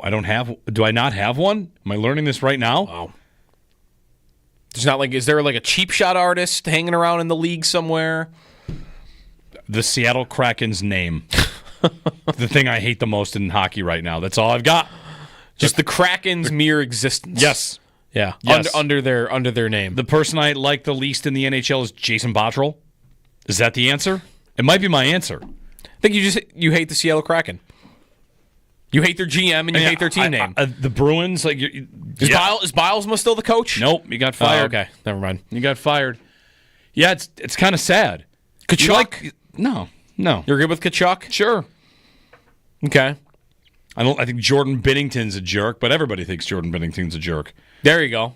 But even that's not bad. But even then, just like that's Evander Kane. He's pretty dirty. I don't watch this series and think I hope this team loses. I don't have. And this probably drives home a point that you're getting to about where the Sabres being relevant in these rivalries matters. I mean, what do I want to do when the Super Bowl is rolling? I want the Chiefs to lose by 100. Yeah, right. I want them to get destroyed. Yeah. And I don't have that for the NHL. I don't have that for a team right now that I can think of. Maybe it'll come to me. Was it still Boston at all before they got bad this year? Sure. I don't hate watch the Leafs and root against the Leafs. But you would turn on a game like 3 years ago and it's the Bruins and whoever and you're rooting against the Bruins. That's just a universal Bostonism for me. I'll root against the Celtics, I'll root against the Patriots. Okay. Just Boston. It's not Bruins specific. Just sitting here rooting against Boston and everything they do. Uh-huh. Because they won so much. It's not like I have much of that left either, but Marchand would be one of my last hurrahs here for NHL hate. I'm not telling you that anyone else should live like this, but in the last 2-3 years, I told you I'm not mad at Carolina anymore. Mm-hmm. That's weird too. Mm-hmm. Maybe it comes back someday. Yeah, the healthy hatred, distaste. Marchand is. It's kind of a sad day. Like, this is one of the most hateable guys in the league, but watching him do this is undeniably impressive. He's 37. I mean, it's tough to hate other teams and other individual players when like you're already spending so much negative energy on your own team. Yeah, right. Might be you there. You're exhausted from just hating everything. You watch your own team for so many games. Like, I don't have any hate left over for the Leafs. That said, anytime I'm asked, like, what are we going to do about the Sabres? My answer is always like, they can be good next year. They've been able to be good next year for like 4 years in a row, 5 years in a row. Teams go from being not that good to, okay, you're in the playoffs in a year all the time. But they're not allowed to. They don't. Yeah, but not. Maybe this is changing a little bit. The one thing that hasn't been true of is not in this division, right? It was years since anybody except those 4 teams at the top. And what happened this year? One of them got in. 2 of them got in. Ottawa and Montreal. They both got in. I completely forgot Montreal got in. Don't forget they changed up the divisions and Montreal got to a cup final. Uh-huh. But that's what I mean. Like, they got themselves away from the Atlantic and like, you can have a lucky season and then you get hot in the playoffs. And it has been harder to do that because you've had 4 kingpin teams at the top of one division. One has fallen. 14 years, or how many years? No, is it? 10 right. years? That's why I wouldn't. That would sound like I'm blaming Tom Brady for the Bills' 17-year playoff drought. Even though he's a big factor. It's an influence in it. It's still your own team's fault. How much are the kingpin? Brady's dominance of the AFC East was in part Brady, and in part the other teams couldn't get their act together. How much is the Atlantic kingpin teams a result of the other teams can't get their act together? Detroit, it could Montreal, be some. Buffalo. It could be some, but when you do, maybe not fully though, because when you get to the playoffs, the Atlantic teams are stomping on the Metro teams. That's right. So like you're seeing like, oh no, Florida is way better than Carolina, and Tampa before that was way better than, I guess it was Carolina and the New York Rangers, right? Like, yep. So. That's also true, right? Ottawa, Detroit, Buffalo, and then Montreal for a while. Those teams have not done a good job of getting going for years. But no, those teams at the top were legitimately great. Like, that's why the playoff format's stupid, right? Like, they should have been playing in the conference finals instead of the first round, but here we are. 803-0550, 1-888-550-2550. Tom Wilson, the chat says. What about Tom Wilson? Okay. You're fine? Sure. I don't have any little Sidney Crosby hate left over. That used to be me. How about Radko Gudas is my guy for this? I can't get worked up. I can't get worked up about him. Yep. Has anyone done anything like to a Sabre recently? Like something dirty, like knocked a guy out? Did do something that I'm not exactly what event. He's a scumbag. Who knocked Tage's helmet off last year? Who knocked Tage out of the game for New Jersey? See, this is the point though. Like, I don't even know who the guy is for the Devils. It was Stefan Noesen. Okay. Yeah. See, I couldn't. Yeah, you've cracked the code, Joe. The name's not in my head because I'm too busy mad at Matthias Samuelsson for that moment. I'm going to get out of bed tomorrow mad at Stefan Noesen. There you go. I've decided. That's your guy. That's my guy. He better not win the cup. He's not going to win the cup this year. No, you're right. You're right. You're so focused on what Samuelson didn't do. I forget who the guy is that hit Tage. Yeah. 803-0550 and 1-888-550-2550. Former Bills offensive tackle Stu Barber died over the weekend. The team announced that he played with the Bills, the AFL title teams in 64 and 65, a 5-time All-Star in his 9 seasons. So you old-timers out there might remember that if you're around for the Bills AFL title teams. Stu Barber died. He was just shy of his 87th birthday. Played played outside linebacker as a rookie and moved to offensive tackle. When we, during COVID, and there was nothing to talk about, on Chopin Bulldog, we would do like a draft like every week, and we did a Bills all-time offense draft, and I did a lot of research on that draft, and Stu Barber was one of the guys I landed on. Nice. Three-time All-Pro, I think. Yeah, he was my left tackle on that team. Yeah. And then I think Bulldog made fun of me because he was 250 pounds and his lineman was going to be over him. But yeah, like 5 Pro Bowls in a row or whatever. How about that linebacker to offensive tackle pipeline? Yeah, athlete. 803-0550, 1-888-550-2550. Jeremy and Joe on WGR.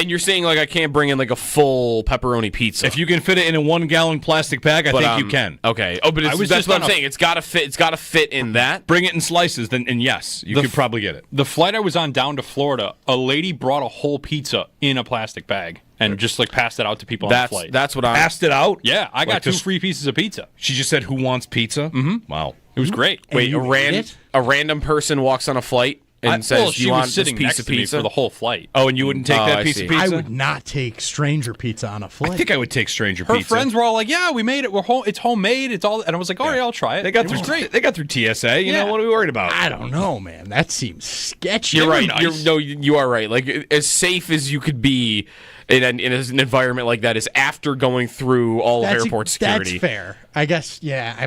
But you're right. Like my instinct was I'm good. Thank you. Like, yeah. I think I would be like, I'll kindly pass on the stranger. I don't know how good this person is at making pizza. Maybe it's the first time they did it and they screwed something up with the dough. It's gonna make me sick. I don't know. Right.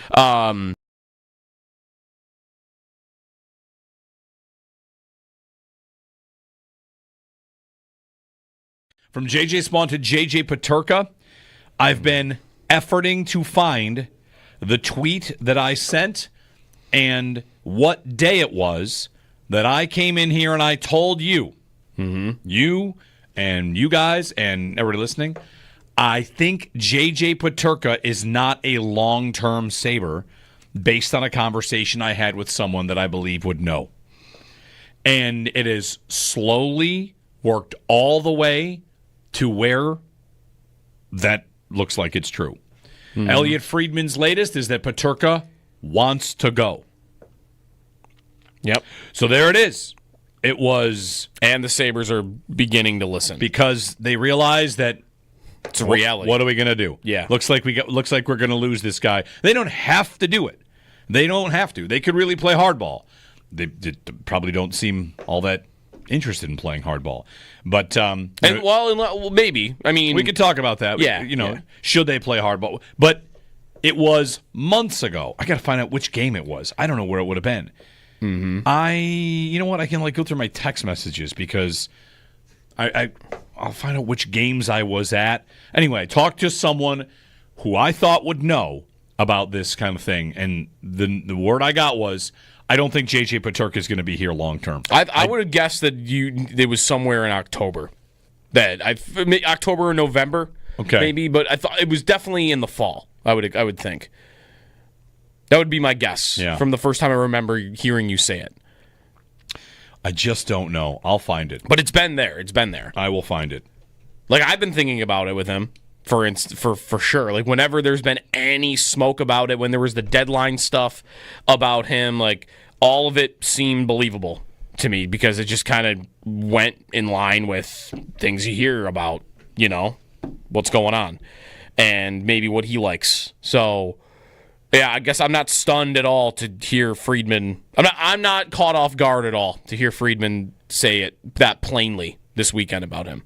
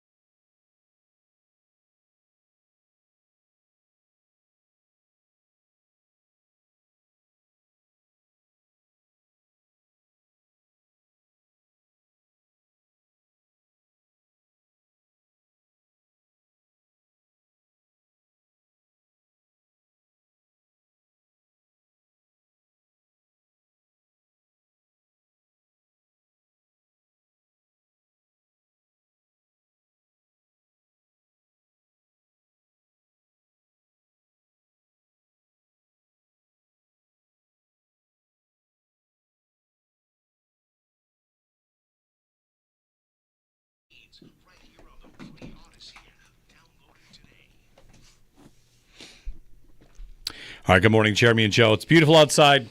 Joe, I'll tell you a quick story that happened to me. First time this has ever happened to me. Uh-huh. I never thought this would happen to me, but first, so at the Wayland fundraiser on Thursday, where we raised a lot of money for the 100 holes, thanks everybody to everybody out there who came, still getting all the prizes. And the winners, many of the winners have been notified. I'm still working on getting prizes to people. But anyway, so, hanging out, saying hi to a lot of people. Hi, nice to meet you. Listen all the time. Anyway, we met this guy who listens all the time, Ray, and it was great to meet all these people. He introduces me, sister, blah blah. We're just talking, and topic comes up like, oh, so and so, blah blah blah. She's about your age. She said this to me. Okay, like, this person's about your age, and I immediately thought like, well, we haven't discussed how old I am, so what's the obvious follow-up question? Oh, how old do you think I am? Mm-hmm. Okay, which, all right, here comes the answer. Yeah. How old do you think I am? She responds, oh, about 50. Oh. And I go, but she didn't say 50. She said about 50. About 50. She's about 50. Yeah. And I replied, that's not wrong. It's not wrong. That is not that wrong. But you weren't. You were caught off guard by the number. It sounded. I thought the response would be 40s. That's 40s. Right. See, those are the same thing, but one window. Sounds way better than the other. Right. Yeah. It's a big window. That S is doing work. 40s. Yeah. Oh, about 50. Yeah. I'm 45. About 50. I'll be 46 in 10 days. It might have been better if she'd even said approaching 50. Everybody's approaching because about 50 could be, you're somewhere between 46 and 52. You're right. About 50 could equal 52. Right. Someone 7 years older than you, like, you could still do that with Bulldog, right? Like, about 50. I have no idea how old people are. I don't know. How old's your dad? 55? He's 54? 59, I think. I think.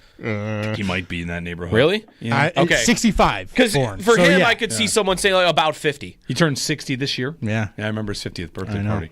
60.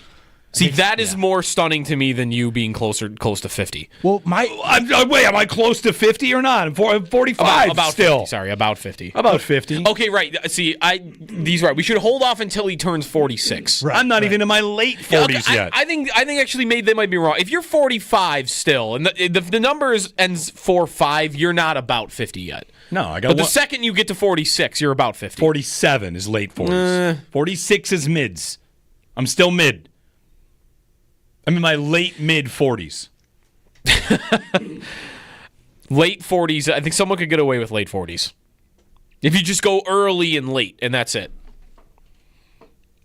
Well, my birthday's coming up. You guys can all get me things. I'm not about 50. Like I said, I wasn't mad. Like, that's not wrong. Give him the complete DVD set to Howdy Doody. Howdy Doody. 803-0550, our phone number. Matt Bove joining us top of the hour. We'll talk to Paul a little bit later in the show on the Peterka stuff. But Matt Bove, he's got a series coming up that'll be chronicling, kind of remembering Highmark. We're getting into now, mini camp's over, training camp on the way. The new stadium looks more and more done each and every day. And part of what Matt's going to do is kind of look back a series on Highmark Stadium. We'll get his thoughts on the U.S. Open and Highmark and all the memories that come with it. It's coming up here on WGR.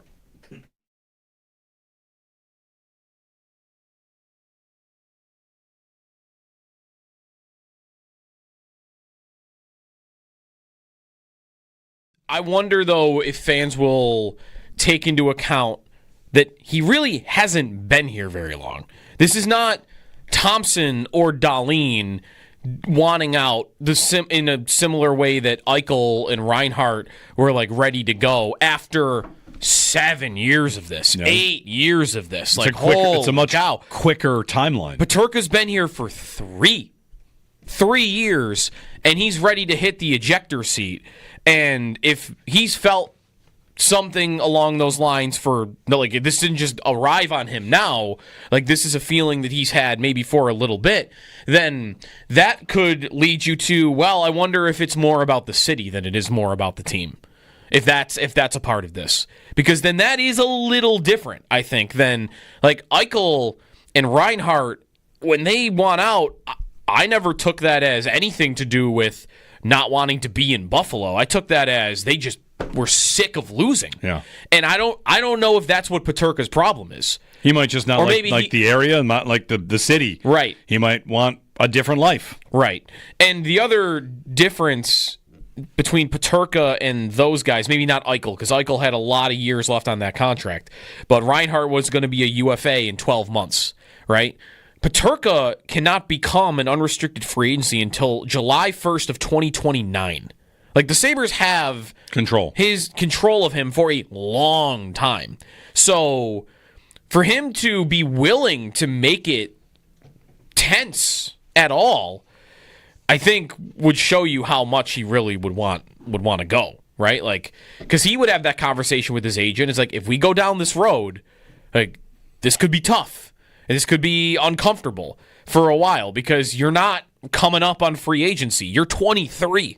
You got a long way to go until you can get to that, or before you can even use that as a bit of leverage. So, I don't know.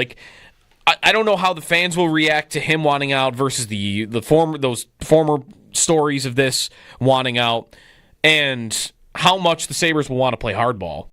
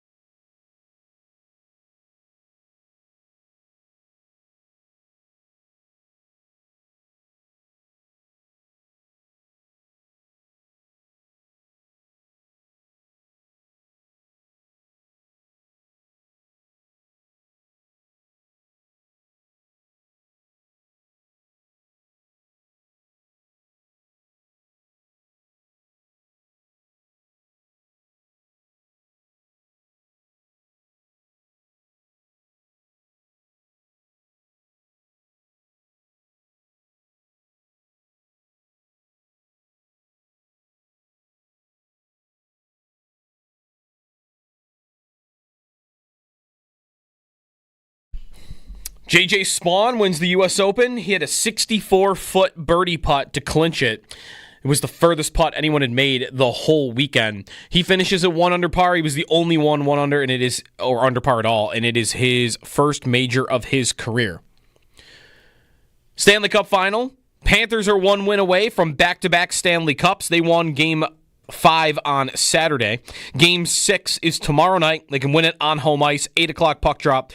We'll have that here on WGR. Coverage of the Stanley Cup Final on WGR is presented by Fiegel Car & Joyce, your border attorneys, and brought to you in part by Window Nation, the perfect fit for your home and wallet. Some news on the Sabres. Rasmus Dahlin is going to the Olympics, one of the first 6 named to Team Sweden this morning. Team USA and Team Canada's rosters are, or first 6 at least, are yet to come out. Also, J.J. Peterka, according to Elliot Friedman, the news is that he would like a change of scenery, would like out, and Friedman says that the Sabres have begun listening, that they still don't want to do the trade, but they have begun listening to what other teams have to say about it. That's your Paddock Chevrolet Sports Update. Paddock Chevrolet celebrating 90 years of being your hometown dealership.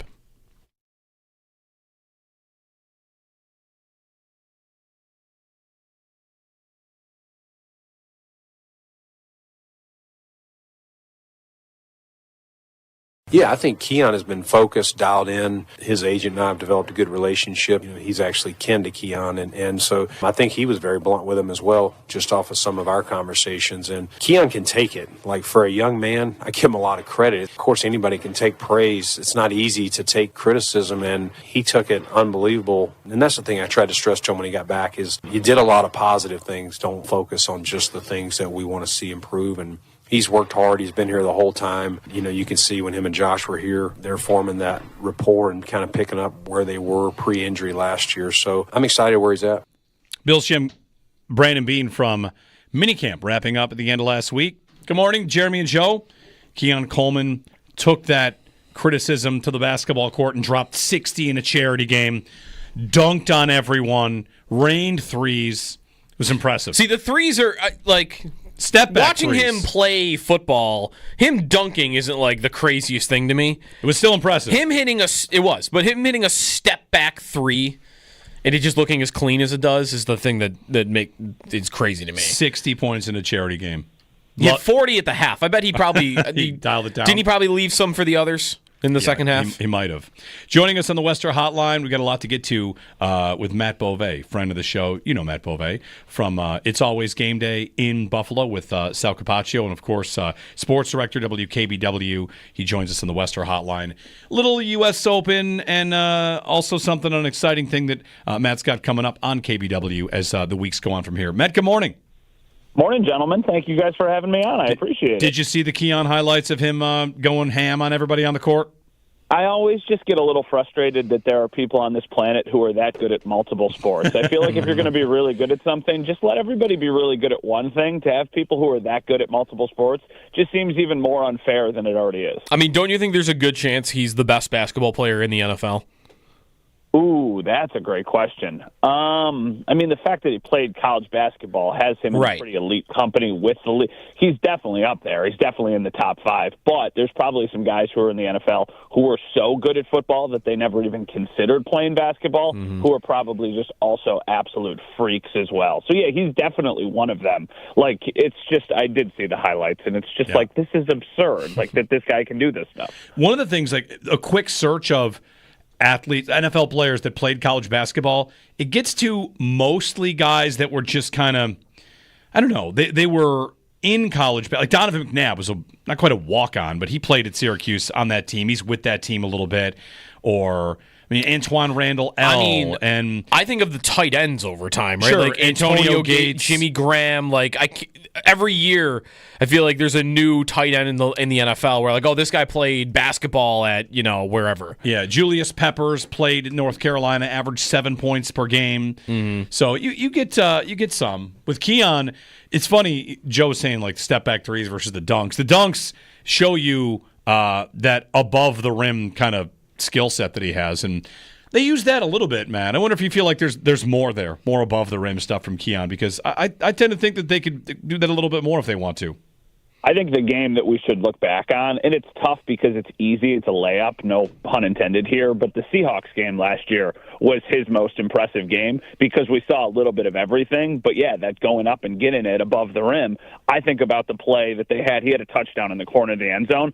On the play before, they tried it, incomplete pass. They went back to it again, and then after he made the catch, he slapped Woolen on the head, like, good try. I'll get you again later in the game or something. Just kind of like almost embarrassing him. It was a really impressive play, and I think that that's what they've always wanted to see out of him, and they just didn't have that when he came back. I think that's the plan. I think for him, it's like go be the guy who can make contested catches, who he can throw it up. There was another great example later in the year against the Jets where Josh just bought time, rolled out to the side, and just threw it straight up in the air, basically, and it was either going to be an interception or he was going to trust his guy to get it, and Keon Coleman came down with it. So they need to see strides from him in year two. He's definitely a player who is important. I think there's other players who are more important, but a big step from him would go a long way. Matt Bove joining us on the Western Hotline. Before we get to some other things, one of the reasons you're joining us today is because you are starting a new retrospective series that begins tonight. So tell us what's going on WKBW. Yeah, so tonight we are starting a 7-part series. It's going to start at 7:30. It's called Leading the Charge, 52 Years of Fandemonium. This has been something we have been working on for months. And listen, we're going into the final season in the stadium. This is going to bring out a ton of emotions for a lot of people. As we were starting to think about our plans for how could we say goodbye to this building, we were looking at the schedule, and I'm like, you know what? When we get to the fall, we're going to be spending most of our time talking about football. It feels like we really need to carve out some time to say goodbye to this place and share some stories. And we're right in that window now where up until training camp, there's not a whole heck of a lot going on from at least a Bill standpoint. So we have been interviewing former players, current players, staff members, fans, just anybody who has a story with that stadium to try and have them kind of take us down a walk down memory lane. So the stories have been incredible. We are super excited to put together. We kind of have 7 episodes, and each one of them focuses on something a little bit different. Like tonight's episode, the first episode, is much more about the early years at the stadium, and you'll hear from people like Joe Ferguson and Joe DeLamielleure, and there'll be some Marv Levy and Jim Kelly mixed in as well with some fans and all that kind of stuff. And then as we get further into the series, we'll kind of get back to where we are now and hear from some of the current players about their most iconic moments. But the thing that has been so impressive to me is that everybody I've talked to, I've tried to ask a couple questions that overlap. And one of them is just, what is your favorite memory or your favorite game inside that stadium? And it has been very surprising to hear how different some of the answers are. I thought going into it, it was going to be a lot of the comeback game and a lot of 51-3. And there was a ton of that. But it's really cool to hear people or watch them kind of process it in their head and go back and be like, this is my favorite game. Yeah. Or they share a story about why it's their favorite game. And then you get to the point where people have just broken down in tears because they're thinking about who they were at that game with, if that person's not there anymore, why they care about the Bills so much. So it has been a very emotional experience. So I'm really excited to see it all kind of come together. If going all the way back to the opening of the stadium, was there any sort of conversation you had about how it was at the time, whether state of the art or how big it was? Because, now building stadiums is it's very normal, and they build these great palaces. But I wonder what it was like the day it opened and how awe-inspiring it would have been in that time. Oh, I've got so many stories about that, and that's why it was perfect to talk to Joe DeLamielleure and Joe Ferguson. So they carpooled to the game together.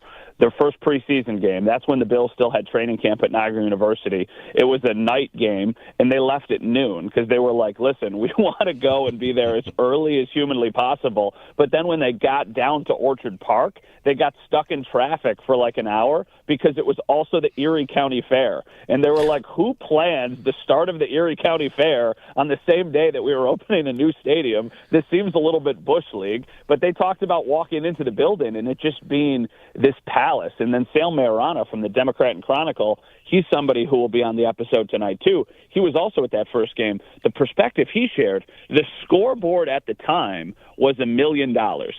And then $1 million was unheard of for something like a scoreboard, considering the rock pile didn't even have replays. So for the small little grainy replays to be there at the stadium, and it's funny because we've been going through all the WKBW archive video of some of these games, and you're seeing all the stories about what it's going to look like in the locker room and what it's going to look like in the stands. I mean, compared to the rock pile, it was a palace. And these players realized that, and they say for a good 10 or 15 years, they felt like they had the best stadium in the NFL. Now, it's a stadium that's got a lot of character. I don't think anybody would call it the best stadium in the NFL, but it's funny because 50 years ago, it probably was one of the nicest stadiums in the league. Yeah. I think I learned about how they used to do replays recently on the scoreboard and, blew my mind. It doesn't even look like video, how they would do it, up until maybe even the mid-'90s. On scoreboards, really? I don't know. I forget how it was described to me. The other thing I'm realizing, Matt, because I'm hearing you talk about tonight's episode, and I'm excited because I like hearing about there's pre-'90s teams because we hear so many stories about the '90s. And you'll have the goalpost came down, and there'll be a million good memories. I guess I'm just realizing that there wasn't a playoff game played in that stadium for the first 16, 17 years of its history. 89 is the first time you have to go to get a playoff game at that stadium, which is pretty wild. Well, and to your point, I'm 32. I'm from Western New York. I've been here my entire life. When I started the idea for the series, I literally just took out a pen and paper and started writing down names of people who I wanted to talk to. But it's incredible, almost the disconnect from somebody who's even in my job and who is from here about the years before the Super Bowl era. Maybe those are just so big that that's what we immediately go to. But I'm looking at the page and I'm like, I feel like I'm missing almost 15 years of Bills football inside that stadium that I need to make sure that I address. And then you start to think about, the name that came to mind was Jack Kemp. And I'm like, oh, wait, Jack Kemp never played in the stadium. He only played in the rock pile. So who are the guys who opened the stadium? And honestly, a lot of it is the OJ era. The 70s are pretty much all the OJ era, so that was kind of what the big story inside that building was for all of those years. And then there were a couple guys who surprised me at how long they had been here. One of the people we'll talk to during the series is Darryl Talley. He started playing for the Bills in 1983. I didn't know that. I thought that he was kind of a later 80s guy into the Super Bowl year. No, he was there for a couple years where they weren't very good. And then obviously once you get to 85, they've got that great draft class, and then they continue to kind of build off of that. So this will be, tonight's episode especially, will be much more about kind of the early years. And I think that for me, it was very informative just because there was a lot of stuff I didn't know. Did you guys know? Do you know the first play inside that stadium for a preseason game? Do you know about this? I do, but I only know it because I would have looked it up somewhere in the last month or two. But go ahead. Jeremy, do you know? I don't. The first ever play inside the stadium was a kick return touchdown against the Bills. Doesn't it feel like that really set the tone for the last 52 years of Bills football? Yeah. Yep. So Matt, when you're talking to whether it's old timers or current players, there's the nostalgia of saying goodbye to the stadium. Is there a feeling of excitement even among all of them about the new stadium? Yes. For sure, definitely. It's mixed, though. I say yes, for sure, definitely, because that is kind of the thing that almost everybody ends with, of how excited they are for the new stadium. But there's also a little caveat that they all put in there of, we're very excited for the new stadium, but we really want to make sure that it still has the energy and the atmosphere that we have at the current building, just because you guys know you've been around to a lot of different stadiums.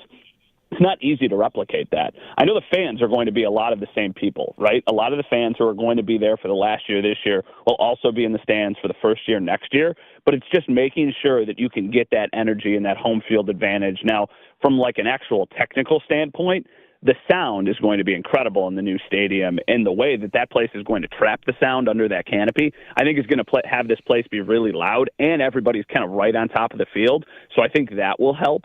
But, the atmosphere at a Bills game now is so unmatched. There are a couple stadiums in the league that are anything like it. Arrowhead is like it.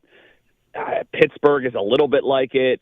Lambeau's like it. So for what we have now is so unique. So yes, I think there is we're really excited to see this new building because the fans deserve it. This is going to be so incredible for the fans, but we need to make sure that Buffalo continues to have the home field atmosphere and advantage that they currently do. So that's kind of the typical way people have explained it to me. Which is a big part of the story and, it kind of plays into the history of the stadium. Matt Bove joining us, sports director at WKBW, also does the Always Game Day in Buffalo podcast with Sal. 7-part series about the final year at Highmark, the history of Highmark Stadium as well, that starts on Channel 7 tonight. So, all right, the next part of what I want to get to, Matt, is how about the drought years? Because, those are not exactly glory years. However, I feel like there's a strong case to be made that those are the years that the Mafia really forged itself to be what it is, and that's why when this version of the Bills that plays in the stadium comes to be, they got a full army behind them pretty much from day one. Oh, for sure. That, to me, is the years that I immediately think of. As somebody who's my age, I remember going to games during the drought, whether I was in high school with my dad or whether I was in college with all my buddies. We even had season tickets for a couple of years. And it's funny, because for as terrible as the drought was, there are some incredible games for good and bad reasons, just kind of mixed into the drought. And that's a lot of what this series is going to highlight, is those moments that you were like, wow, I can't believe that happened. And a couple of the players who you're like, wow, like I can go back. We didn't talk to him, but when I think about the drought, like a random name that comes to mind is Roscoe Parrish, right? And you're like, okay, I could think back to the Roscoe Parrish punt returns during the drought and watch those on YouTube and just start my morning that way. But it is funny because that is the start of Bills Mafia. And this fan base has always been very passionate, but it really elevated to its credit during those years and then was ready to kind of take on the spotlight that comes with having a great team. So, yeah, the drought is definitely going to – there is an entire episode about the drought that's coming in a couple weeks because it's a big part of Bills history, and it's crazy that after they played their last playoff game in the 90s, there wasn't something again up until the 2020 season in Orchard Park, and then that year was COVID. So there was only like 7,000 people there. Yeah. And that also leads us to why, now once again, this is a little bit of a tangent, why some of those playoff games in the years after the COVID year were so spectacular. Like a very common answer that I got was the Patriots playoff game in the wild card round. That's my being answer. One of the best. That being one of the best, that's Josh Allen's answer. That is his best moment in that stadium. If you ask him what's your favorite game you've ever played in the stadium, that is the one that goes to him. And there's a lot of people who would feel the exact same way. Because even though it's not the same, the magnitude isn't the same, it's kind of our generation's 51-3. Like, there was really never a doubt in that game. That was a celebration by the second quarter, where the 51-3 game was a celebration to go to the Super Bowl, which is also just crazy to think about, that they won an AFC championship 51-3. It's just bananas. But, yeah, the Patriots game is a very common answer for people. I would imagine the three answers. Are there any others you got other than the Patriots playoff game, the 51-3 game, and probably the comeback game? Like, that probably would be almost everybody's answer, I would think. 31-0 over New England on opening day was a great one. Like for me, that's 31-0 was an answer that got brought up a couple times by people because it felt like a lot of people thought that was back.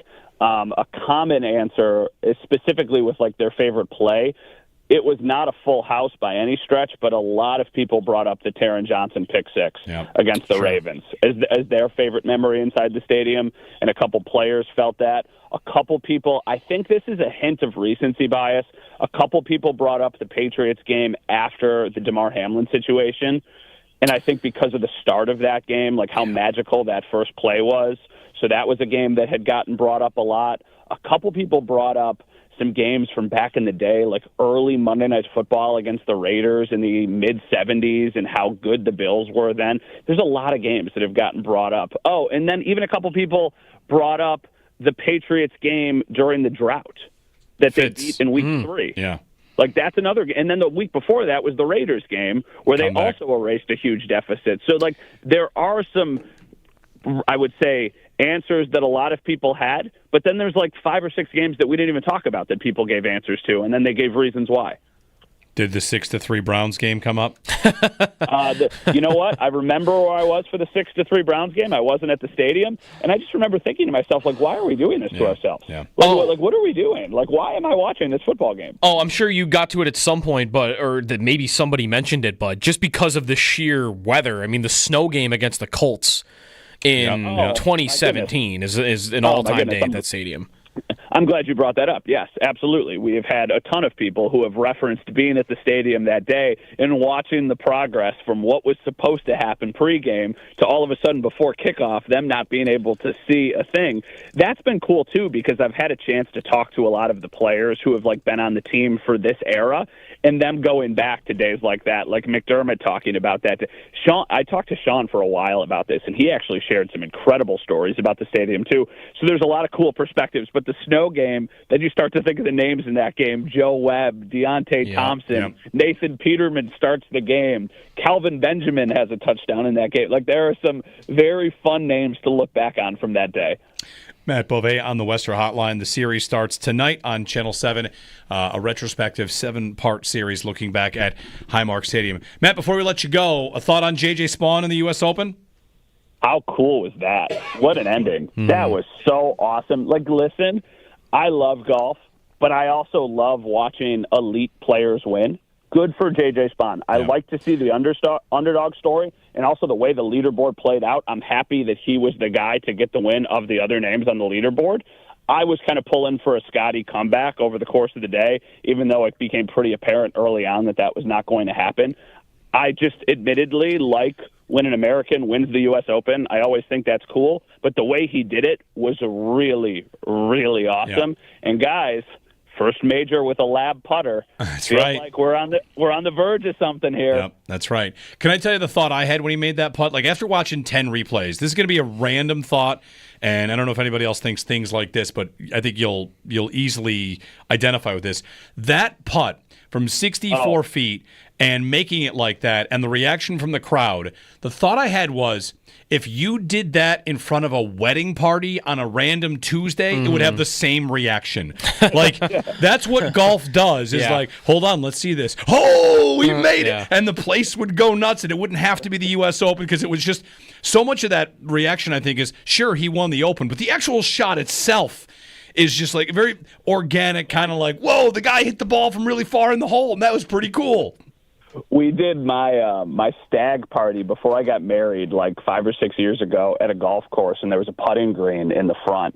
And one of the things we did was we charged $5 for 3 putts, and it was like a 75-foot putt. And whoever made the putt first got whatever the prize was. I think it was like a pair of AirPods. And you had just like 75 people standing around the green watching everybody do their attempts at this. And I was, believe it or not, I was the first person to make the putt.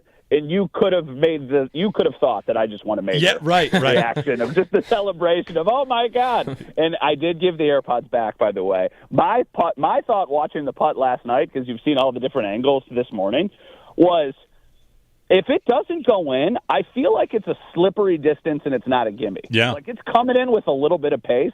That's my mind of like, oh gosh, like that would have been a terrifying putt to try and win the U.S. Open. So for him to do it the way he did, I think everybody's probably happy about that. Yep, very much so. Matt, thanks for the time, and looking forward to seeing the series. Thanks, gentlemen. Appreciate you having me on. Matt Bove, sports director, WKBW. It starts tonight, 7:30, Channel 7's series, looking back at Highmark Stadium, a 7-part series. Check that out. Paul Hamilton, when we return, we'll get his thoughts on the latest reporting on J.J. Peterka, whether or not the Sabres can be pushed to do this and trade him, if that's what's going to happen, if an offer sheet could happen. We'll get to Paul's thoughts on that as we approach the start of the NHL offseason. The draft is just 11 days away. Jeremy and Joe on WGR.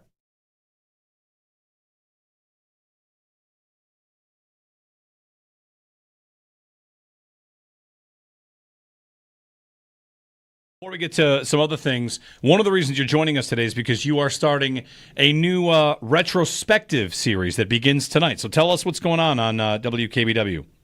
Yeah, so tonight we are starting a 7-part series. It's going to start at 7:30. It's called Leading the Charge, 52 Years of Fandemonium. This has been something we have been working on for months.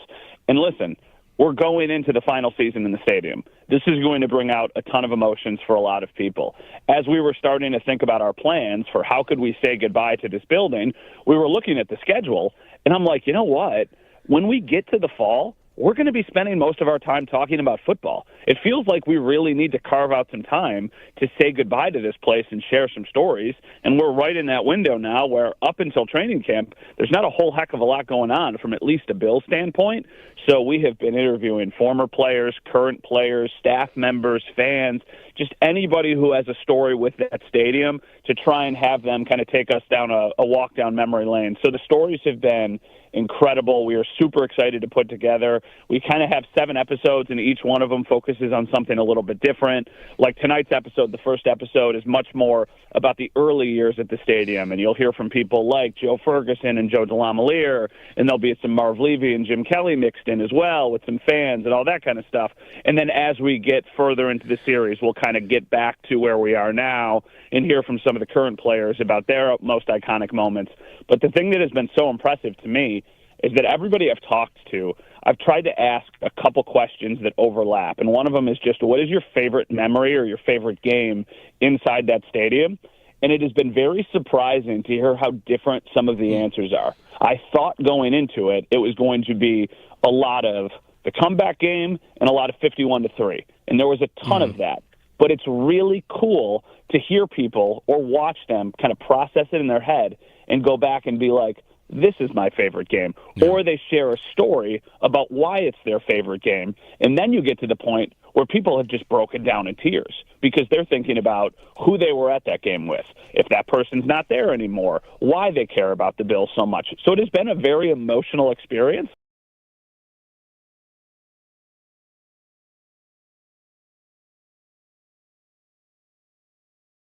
I wonder, though, if fans will take into account that he really hasn't been here very long. This is not Thompson or Dahlin wanting out in a similar way that Eichel and Reinhart were like ready to go after 7 years of this, 8 years of this. It's a much quicker timeline. Peterka's been here for 3 years, and he's ready to hit the ejector seat. And if he's felt something along those lines this didn't just arrive on him now, like this is a feeling that he's had maybe for a little bit, then that could lead you to, well, I wonder if it's more about the city than it is more about the team. If that's a part of this. Because then that is a little different, I think, than like Eichel and Reinhart, when they want out, I never took that as anything to do with not wanting to be in Buffalo. I took that as they just were sick of losing. Yeah. And I don't know if that's what Peterka's problem is. He might just not like the area and not like the city. Right. He might want a different life. Right. And the other difference between Peterka and those guys, maybe not Eichel, because Eichel had a lot of years left on that contract, but Reinhart was going to be a UFA in 12 months, right? Peterka cannot become an unrestricted free agency until July 1st of 2029. Like, the Sabres have control of him for a long time. So for him to be willing to make it tense at all, I think would show you how much he really would want to go, right? Like, because he would have that conversation with his agent. It's like, if we go down this road, like, this could be tough. And this could be uncomfortable for a while because you're not coming up on free agency. You're 23. You got a long way to go until you can get to that, or before you can even use that as a bit of leverage. So, I don't know. Like, I don't know how the fans will react to him wanting out versus those former stories of this wanting out, and how much the Sabres will want to play hardball.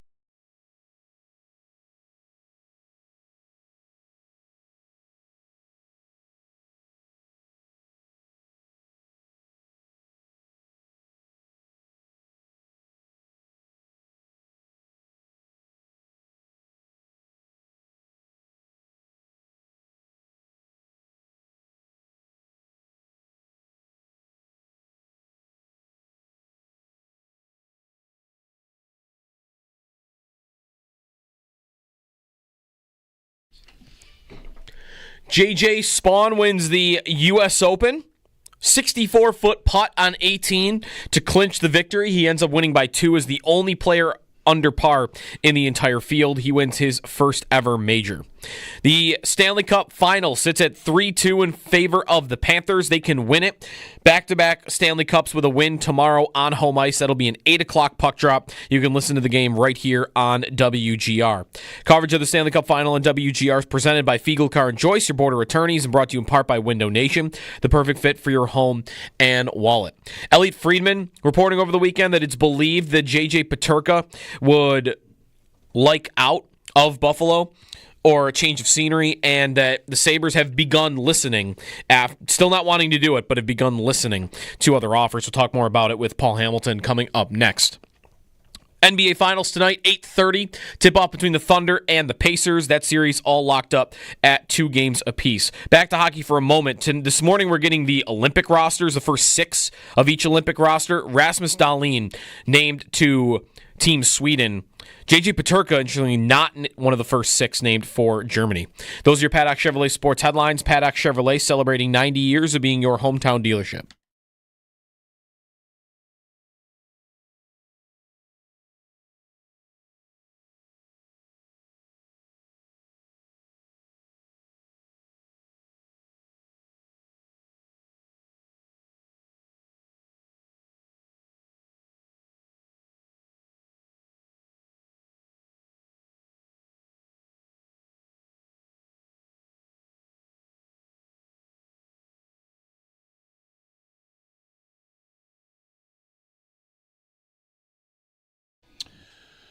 Mr. Paul Hamilton, we'll check in with him.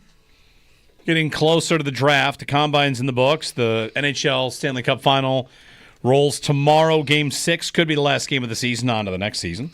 The schedule comes out soon. I want to say soon after. Doesn't the schedule come out between the Cup Final and the draft? I think so. You startled me with the draft. Paul, I can't believe the draft's in 11 days. Yeah, that's crazy. But we don't have to travel this year. We'll be down at the stadium. Right, because of they've what's the term they're using? Decentralized? Yes.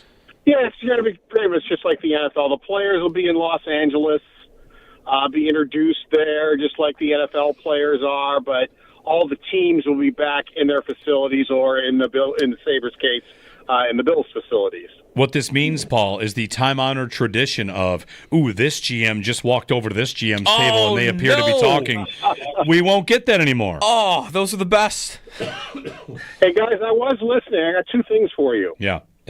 You're talking about basketball. Keon hitting those, 60 points, you said? 60 points in a charity game, yeah. Did you see Caitlin Clark, who had missed 5 games, came back against the defending champions of the WNBA, who were undefeated, and hit 25 in the first half? Yep. He hit 3 threes in 38 seconds. Yep. It was, Paul, all right, let's get to Caitlin Clark quickly. Yeah, so we had, our nanny was going to Indiana to see Caitlin Clark. She bought tickets to see the Fever months and months and months ago. And before she left, I asked, is Caitlin going to play? We weren't really sure about the timeline. And not only did she play, but, yeah, she rained fire on the Liberty, giving them their first loss of the season. And talk about, all-time athletes where you go just to see one player and then they deliver. I mean, when I saw Twitter start pointing out that she was starting, hot. I got to the screen, kids to the screen, let's see her do her thing. And it was super impressive. Whatever. When she's playing like that, it's tough to top. I had never seen a WNBA game, and I watch every game that's on TV that she's in. I just love watching her play. It's so much fun watching her play. The other thing I wanted to tell you guys, it's kind of flown under the radar, but he was one of the better players in the NFL. Former Buffalo Bills Stu Barber passed away. Yep, and he was like a 5-time all AFL player, and he was voted, when the AFL went out, he was voted the second best left tackle in AFL history. He was on the second team. And if I recall correctly, too, he was also the GM of the Bills at some time, too. So I did want to mention that Stu Barber did pass away. We mentioned, Paul, he was also a linebacker. He started as a linebacker and then made the move to tackle. Stu Barber. When I was looking up his stuff, I noticed in his first year he did have an interception for a touchdown. Yeah, How many tackles in NFL history have a pick six? That might be more impressive than Jason Peters catching a touchdown. What about Jason Peters blocking a punt and recovering it for a touchdown? That's pretty good. That was pretty good. Yeah. All right, Paul. So in the NFL also, but chose the Bills instead. Yeah. So nice. Paul, the latest on J.J. Peterka. It's been like a slow drip, whether you're talking deadline or along the way, and now Elliot Friedman going so far as to say that he wants to go somewhere else. So there are a lot of different layers to this, whether it's the offer sheet or a straight trade, or if the Sabres want to try and just say, like, forget it, we have your rights for a couple of years. What do you think Kevin Adams, and for that matter Jarmo Kekalainen as a team that they are, what do you think they should do with Peterka here? Well, they've had a couple of months to try to convince him that this is the right place and their plan is going to work. And it seemed like, just listening to Adams talk, that it was something that he was going to have to do. I'm wondering if he has to convince Tuck also. I mean, Tuck didn't sound real excited about, re-signing with the Sabres. He basically said, well, I haven't talked to my wife about it, and we'll see. And, Kevin Adams said it was a priority. It can start on July 1st, negotiating with him. And, my thought is this. I mean, I think Byram is a different case. He wants to have the roles that Rasmus Dahlin and Owen Power already have, and that's just not something he's going to get in Buffalo. So I think he's a little bit different maybe. But my question is it starting again? I mean, it seems like every 3 to 5 years, the Sabres get players, and then they develop them, and some of them become very good players. And then all of a sudden, because of the losing and whatever's going on, they want to go. Is that happening again? Yeah. I mean, what happens if indeed Tuck doesn't want to be here anymore, and Peterka doesn't want to be here anymore, and Byram, Peterka, and Tuck get traded? Well, what are Dahlin and Thompson saying then? Mm-hmm. Do they now get in line? Do they? And what is the reason? Do they not believe in Ruff? Do they not believe in Adams? Let me jump in. Losing? Yeah, let me ask you about the Adams point, because, Paul, the Sabres are obviously in a unique spot, the longest drought in the sport, but this is probably one of those examples where in a timeline of a team failing, there would be a change, and it would be a new voice coming in to tell Peterka and Tuck, here's what I'm going to do, here's what we're going to do. And I just wonder, like, as you kind of lay that out, as Kevin Adams returns for a 6th season, that it's kind of tough for him to try and make that case to any player, because he's probably made that case to that player before. Yeah, might Alex Tuck say something like, you know what, I have a year left in my contract, let me play it out, let's see where we're at the end of the year, let's see what happens. You're telling me that this is a positive for this team and we're going to move forward, let's find out. I mean, that could happen. Who knows? He might just say, all right, I have a contract. There's 1 year left. Let's see what happens type of scenario. But J.J. Peterka hasn't been around here that long. Right. And as far as an offer sheet goes, I kind of got away from that. Yes, there's 55 goals in the last 2 years, but his numbers are not real good. And his analytic numbers. So my thought is, would he get an offer sheet? Offer sheets, as you know, aren't that common. Now, the Blues signed 2 players to offer sheets last year, but they don't happen all that often. I wish they did. I know you do also. Mm-hmm. It's just something that I think is a tool that NHL GM should be using. It also feels like in this exact spot, it's one begging for one because the player is motivated to sign one. And players, for a long time, Paul, was kind of said that players might not want to upset the apple cart, and they might not want to do that. The Sabres have so much cap space, they can match almost anything. So, I mean, anything a team would offer Peterka, if they want to match it, they can. So that sometimes makes teams shy away also. St. Louis put Edmonton in a bad spot last year. And, and they wound up getting both players. And both players played pretty well for the Blues this year until one got hurt. But they put the Oilers in a pretty bad spot. An offer sheet to Peterka, I don't think puts the Sabres in a bad spot. So sometimes teams figure, well, why waste our time doing that? The Sabres have enough space, they can just match it. The only question is, would they want to match it with a long-term contract? If they already have a problem, wouldn't they feel like if we sign him, we're signing for a problem? I'd match it. I'd still want to make a trade if I could, and that doesn't include a bunch of draft picks.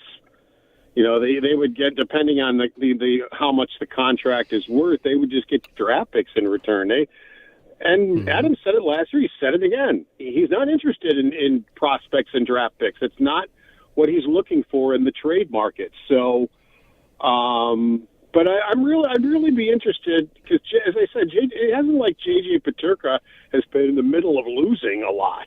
Yeah. I mean, his years in Rochester, they did very well in the playoffs. I mean, and he did very well, and that's not that far back. So that makes me also wonder: is it the losing? Is it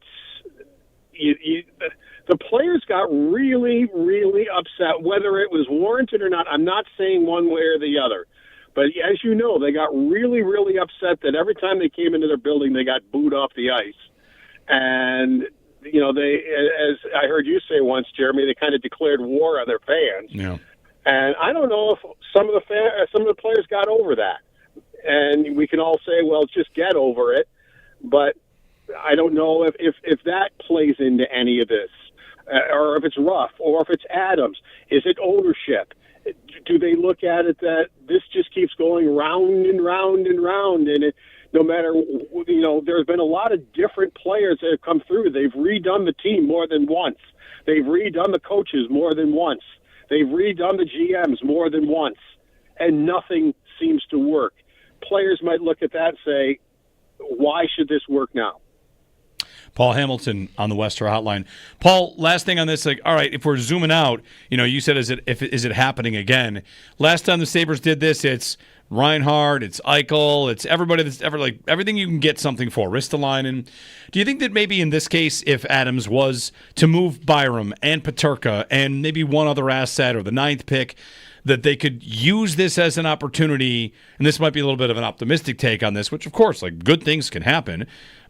Could they use this as, all right, this is our window. We've got pieces to move that have value, and we're not necessarily up against it. It's not Reinhart with a contract. It's not Eichel with a surgery. It's there would be more options, more teams they could work with in this kind of, not tear down, but if they wanted to flip it and make the best they could, maybe they would have the opportunity to do that this time in a way that they didn't last time.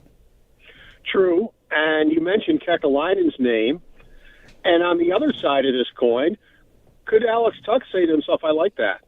I like that he's here. You know, I think he could add something to the front office. So could that, if he's leaning one way, could that help him lead to the other way? Where, you know, at least get some thinking a little bit that I like this move. You know, I don't know if he does or doesn't. I haven't had a chance to talk to him yet, but it's something that at least the Sabres have added a guy who has been a general manager for over 10 years in this league, who's been bold in what he does. Players might like that. They might like what they see. Because this is my opinion. I have not heard this from any player, anybody else. I just have this feeling, if this happens again, one more year, I think they're all gone. I think Dahlin will want to go. I don't think Dahlin can take one more year of this. It just seemed like he was at his fill last year, but he has told us that he wants to fix this with the Sabres. He wants to stay. I believe him. But if this happens another year, I just think that's it. I think, you know, they'll be lining up to get out of here.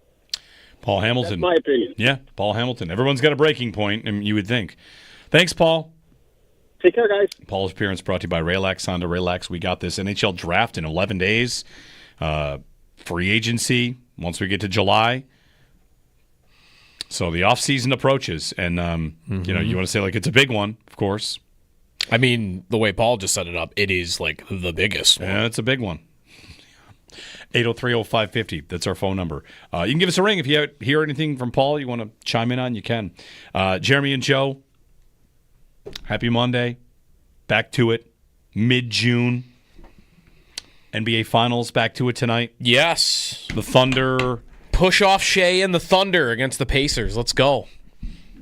Sick of that guy. Yeah? Pushes off on every shot. He modeled his whole game on one Michael Jordan shot. Something I saw or had experienced at a wedding. I'm bring back a little wedding idea of the day for just a second from this weekend. I'm excited for that. Back. The return of the wedding idea of the day. Next.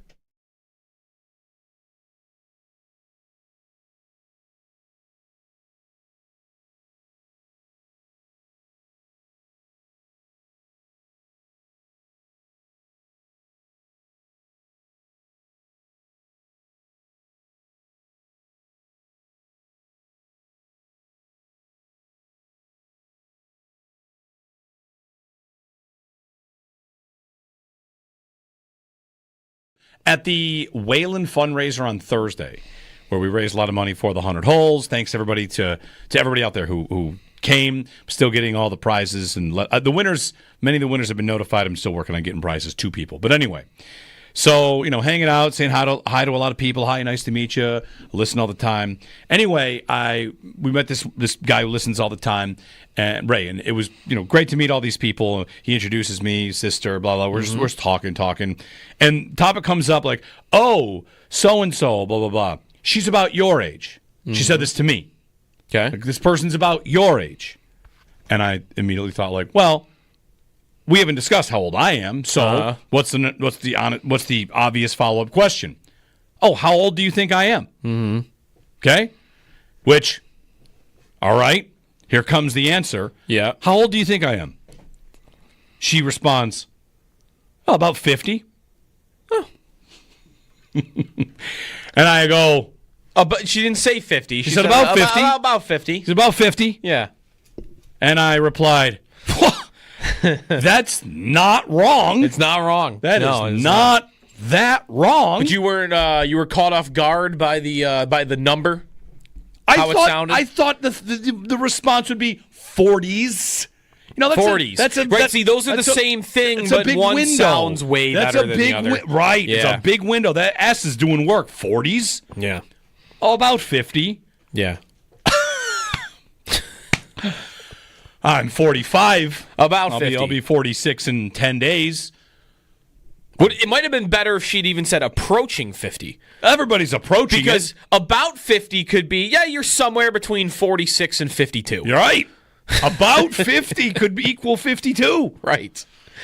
Someone 7 years older than you, like, you could still do that with Bulldog, right? Like, about 50.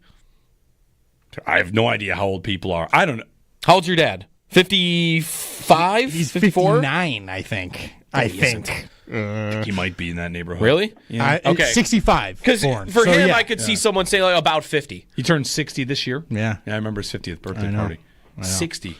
See, that is more stunning to me than you being close to 50. Well, am I close to 50 or not? I'm 45 about still. 50, sorry, about 50. About 50. Okay, right. See, he's right. We should hold off until he turns 46. Right, I'm not even in my late 40s yet. I think actually maybe they might be wrong. If you're 45 still, and the numbers ends 4-5, you're not about 50 yet. No, I got. But the second you get to 46, you're about 50. 47 is late 40s. 46 is mids.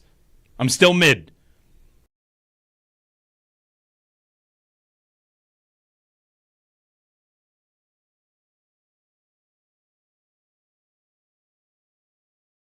And you're saying like I can't bring in like a full pepperoni pizza. If you can fit it in a 1 gallon plastic bag, I think you can. Okay. Oh, but that's what I'm saying. It's got to fit. It's got to fit in that. Bring it in slices, and yes, you could probably get it. The flight I was on down to Florida, a lady brought a whole pizza in a plastic bag and just like passed it out to people on the flight. That's what I passed it out. Yeah, I got 2 free pieces of pizza. She just said, "Who wants pizza?" Mm-hmm. Wow, it was great. Wait, a random person walks on a flight and says, "Do you want this piece of pizza for the whole flight?" Oh, and you wouldn't take that piece of pizza? I would not take stranger pizza on a flight. I think I would take stranger pizza. Her friends were all like, "Yeah, we made it. We're home. It's homemade. It's all." And I was like, "All right, I'll try it." It was great. They got through TSA. You know what are we worried about? I don't know, man. That seems sketchy. You're right. Nice. You are right. Like as safe as you could be in an environment like that is after going through all of airport security. That's fair. I guess. Yeah.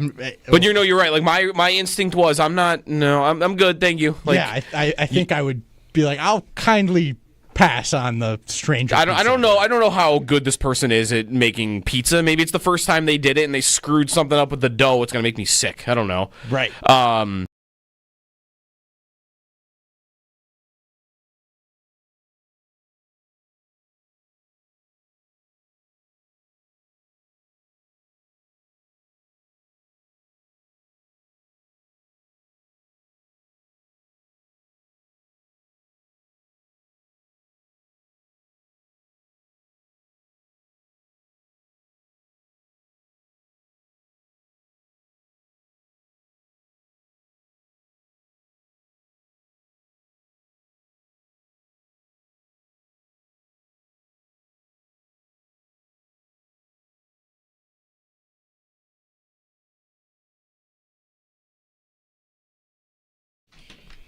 A return to the wedding idea of the day. All right, so I went to a wedding on Saturday. Beautiful wedding.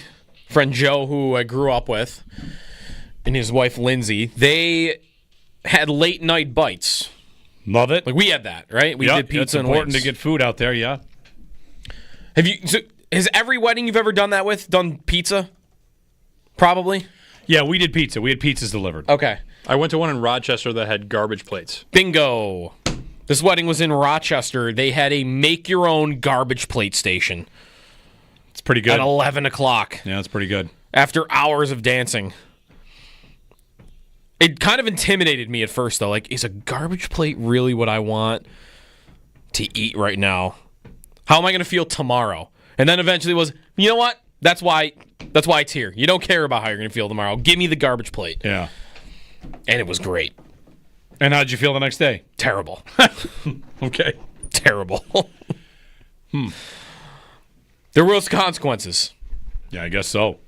But mix it up. You don't have to do just pizza. I think they had pizza too, but garbage plate. Are you in your go-to wedding years? Yes. I feel like every year for the last 3 years. Been like six weddings a year? Once the summer starts, it's like I had one Saturday, and then this coming weekend I don't have one, but then the next weekend after that I have one. Yeah. It's like every other weekend for... Eventually that runs out, I think. There's probably some analytics you could run about weddings expected weddings per 60. Yes. How old are you? Oh, I'm 32. Oh, your expected weddings got to be pretty high. Your expected weddings is 3.5 for this summer. Yeah. For me though, at 45, like expected weddings, we're down to like it's 0.5. 0.5. 0.8 expected weddings per summer. Right. There are not that many. Every other year is a good result for you at this point. Pretty much. Until people's kids start getting married because you're about to be 50. Yeah, is there going to be like a double bell curve where you're like Yes. Yeah, no. Double bell. It ends up looking like JJ Spawn's win probability yesterday. There you go, right. It's like a roller coaster. Expected weddings. Yeah, I don't think we have maybe like we're down to 1 or 2 a year. There'd have been there are years when you're in your late 20s or early 30s or whatever, mid 20s, where people out there listening are like, "Oh, I had 11 in 1 year." 11. Yeah, you might have big numbers. I think we had 4, but 11 is maybe 5 even. But 11 that is your whole summer. They couldn't all be in the summer, right? It'd be every weekend of the summer. Right. It'd be May through August basically. The every coordination single weekend. that would take. Right. Maybe 2 per weekend. Maybe you have to pick one over the other. Yeah. Well, at 45, I don't have as many. This is where I'm going to say, oh, no weddings this summer. My wife's going to text me. We have 3. All right. I trust she's right about that. Yeah. All right. 803-0550. When we return, something Sam Monson said over the weekend, Bills fans, you're going to like, and more people, I think, are going to start saying it. That's coming up next.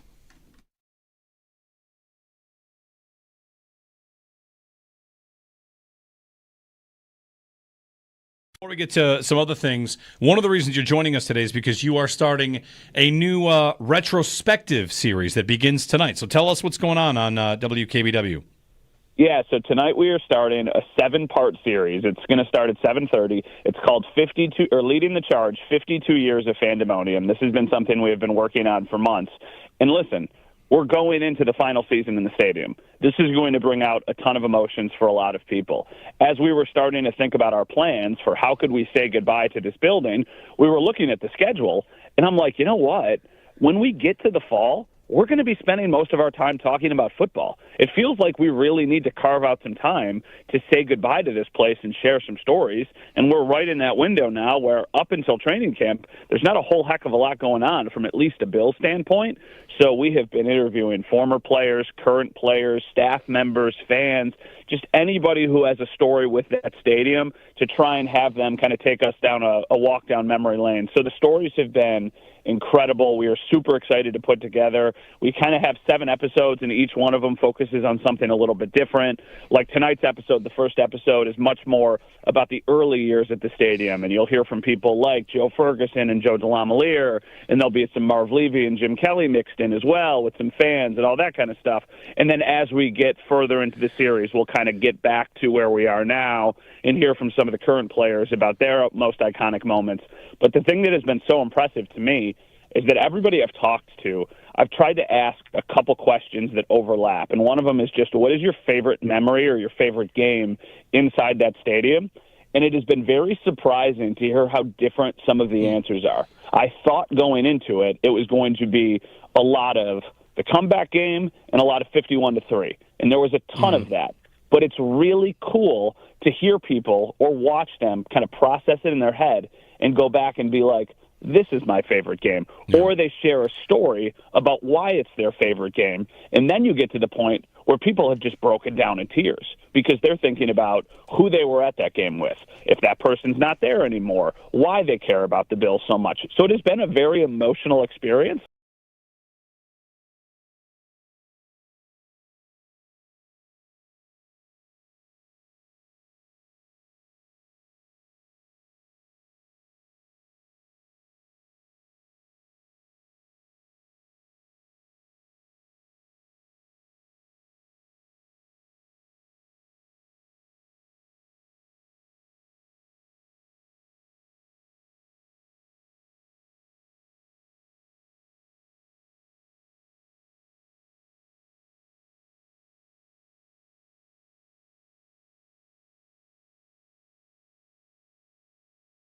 My question is it starting again?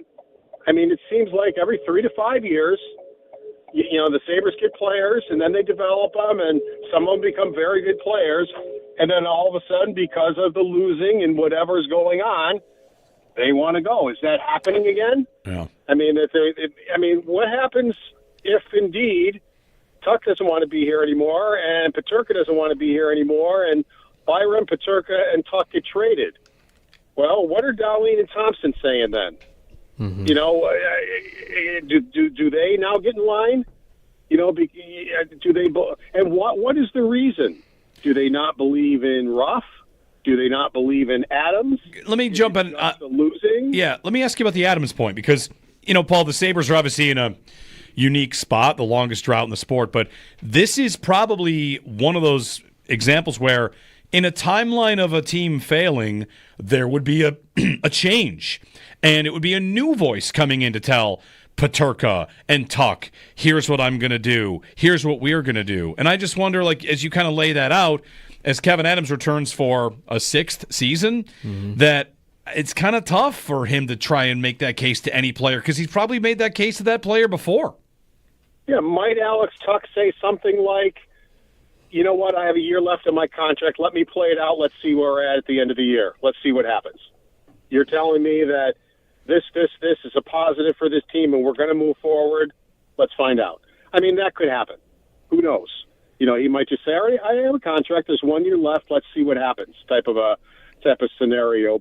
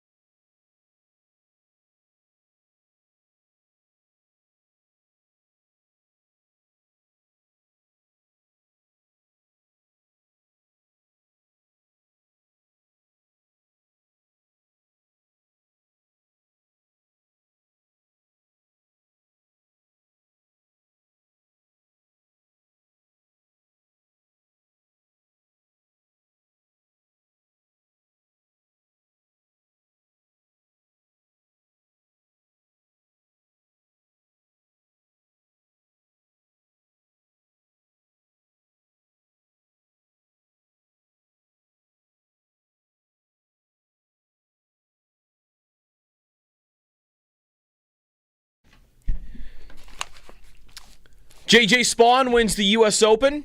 Made a 64-foot putt on 18 to win it. He won by 2, was the only player under par. The Stanley Cup final sits at 3-2 Panthers. Game 6 tomorrow night. Florida can win it on home ice. You can listen to that game here on WGR. Game starts at 8. Coverage of the Stanley Cup final on WGR is presented by Fiegelcar and Joyce, your border attorneys, and brought to you in part by Window Nation, the perfect fit for your home and wallet. Report from Elliot Friedman that J.J. Peterka is unhappy and would be looking for a change of scenery, and the Sabres have begun listening on trade offers. They beforehand were not. Rasmus Dahlin named Team Sweden for the Olympics, the first 6 of each country named this morning, and Shohei Ohtani is pitching tonight for the Dodgers for the first time in 2 years. That's your Paddock Chevrolet Sports Update. Paddock Chevrolet celebrating 90 years of being your hometown dealership.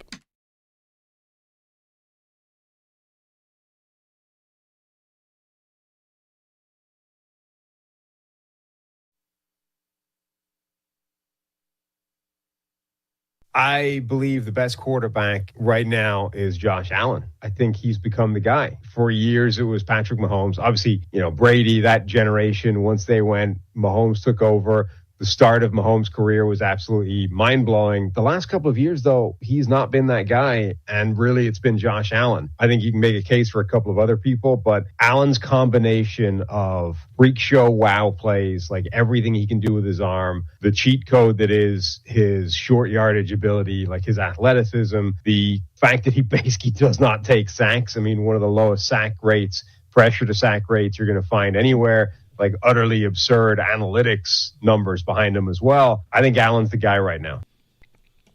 Sam Monson, friend of the show. Sam of the Check the Mic podcast with Steve Palazzolo and himself, Sam Monson, on Josh Allen, best quarterback in football. Which, I'm trying to think where else we do this. Where, who's the best? Like, who's got the most trophies? Like, that's not what that is.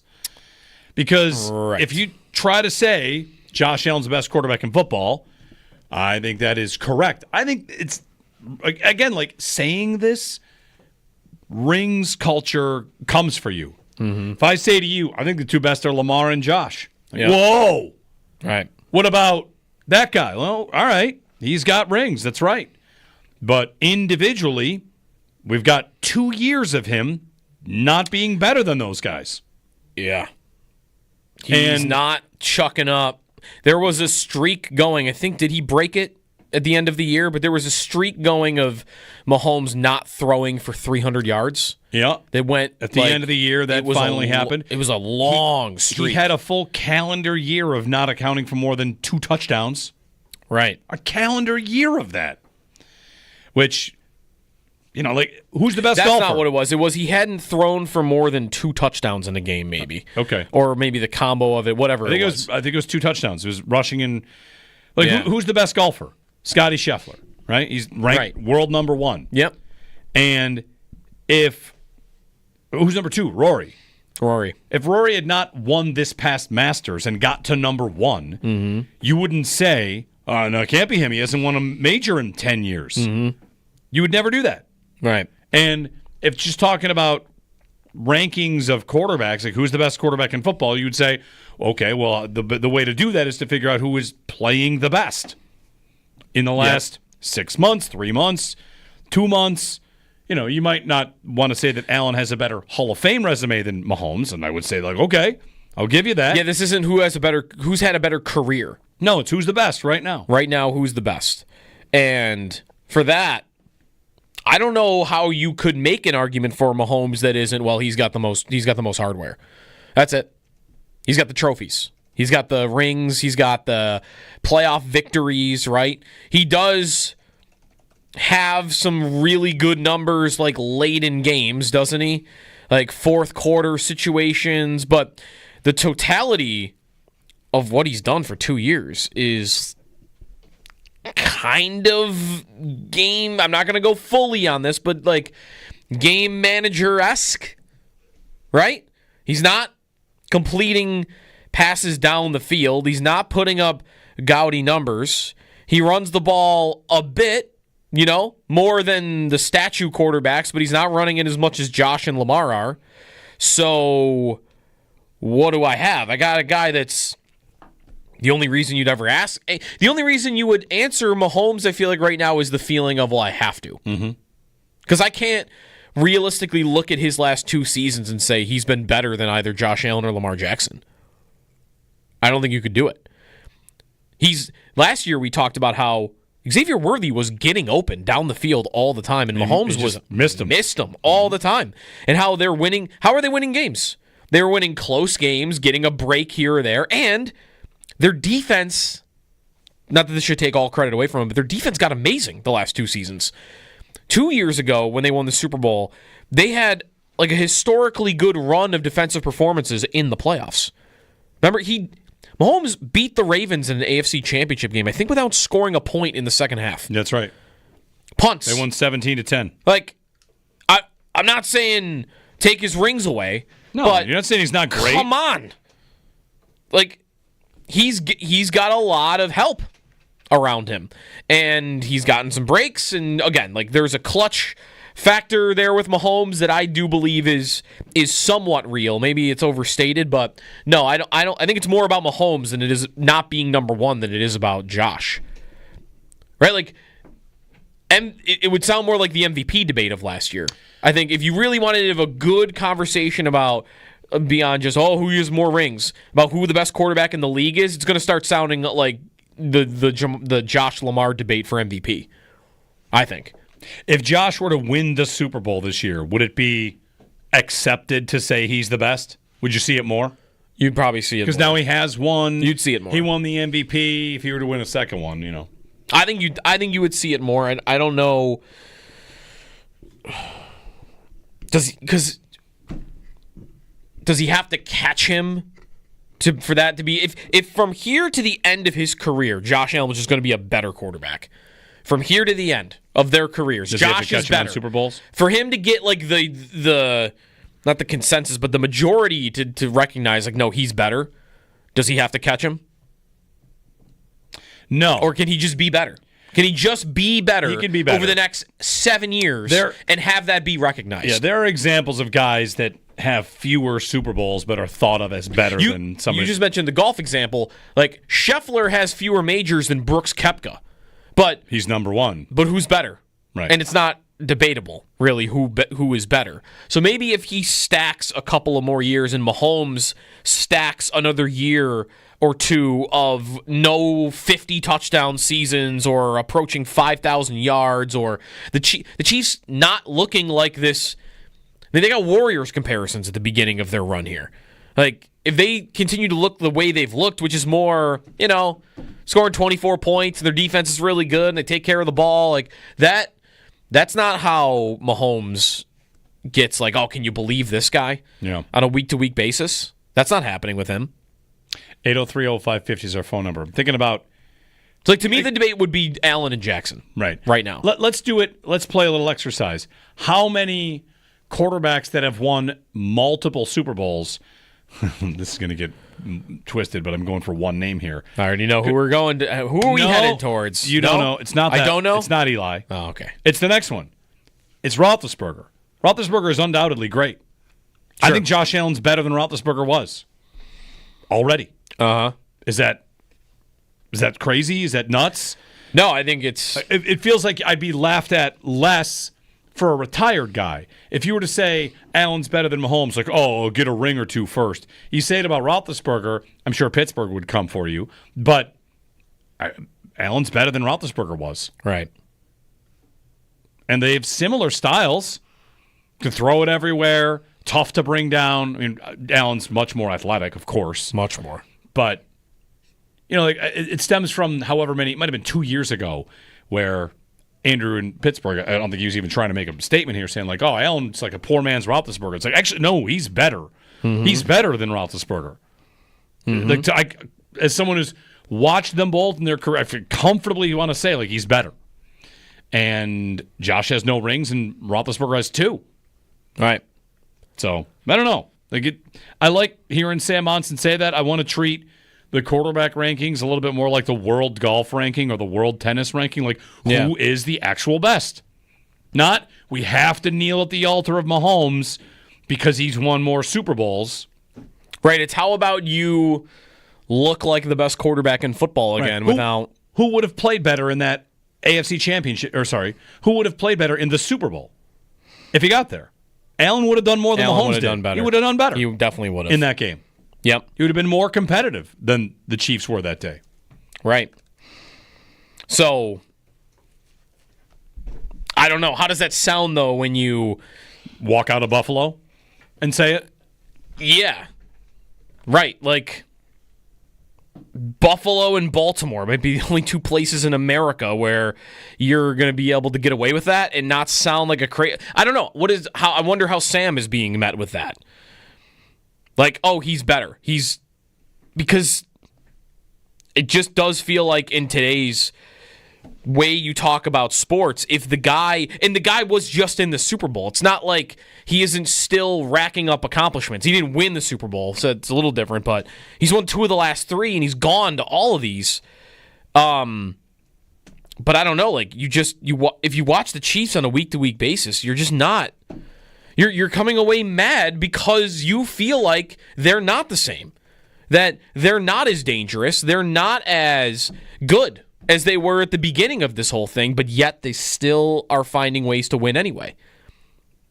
That was what was so maddening about them last year. If they were winning, they went 15-1 with Mahomes throwing 50 touchdowns and scoring 40 points a game, and the defense was good too on top of it. Like, you would be sick of it maybe, but you wouldn't be like pulling your hair out on a week-to-week basis like you were. Yeah.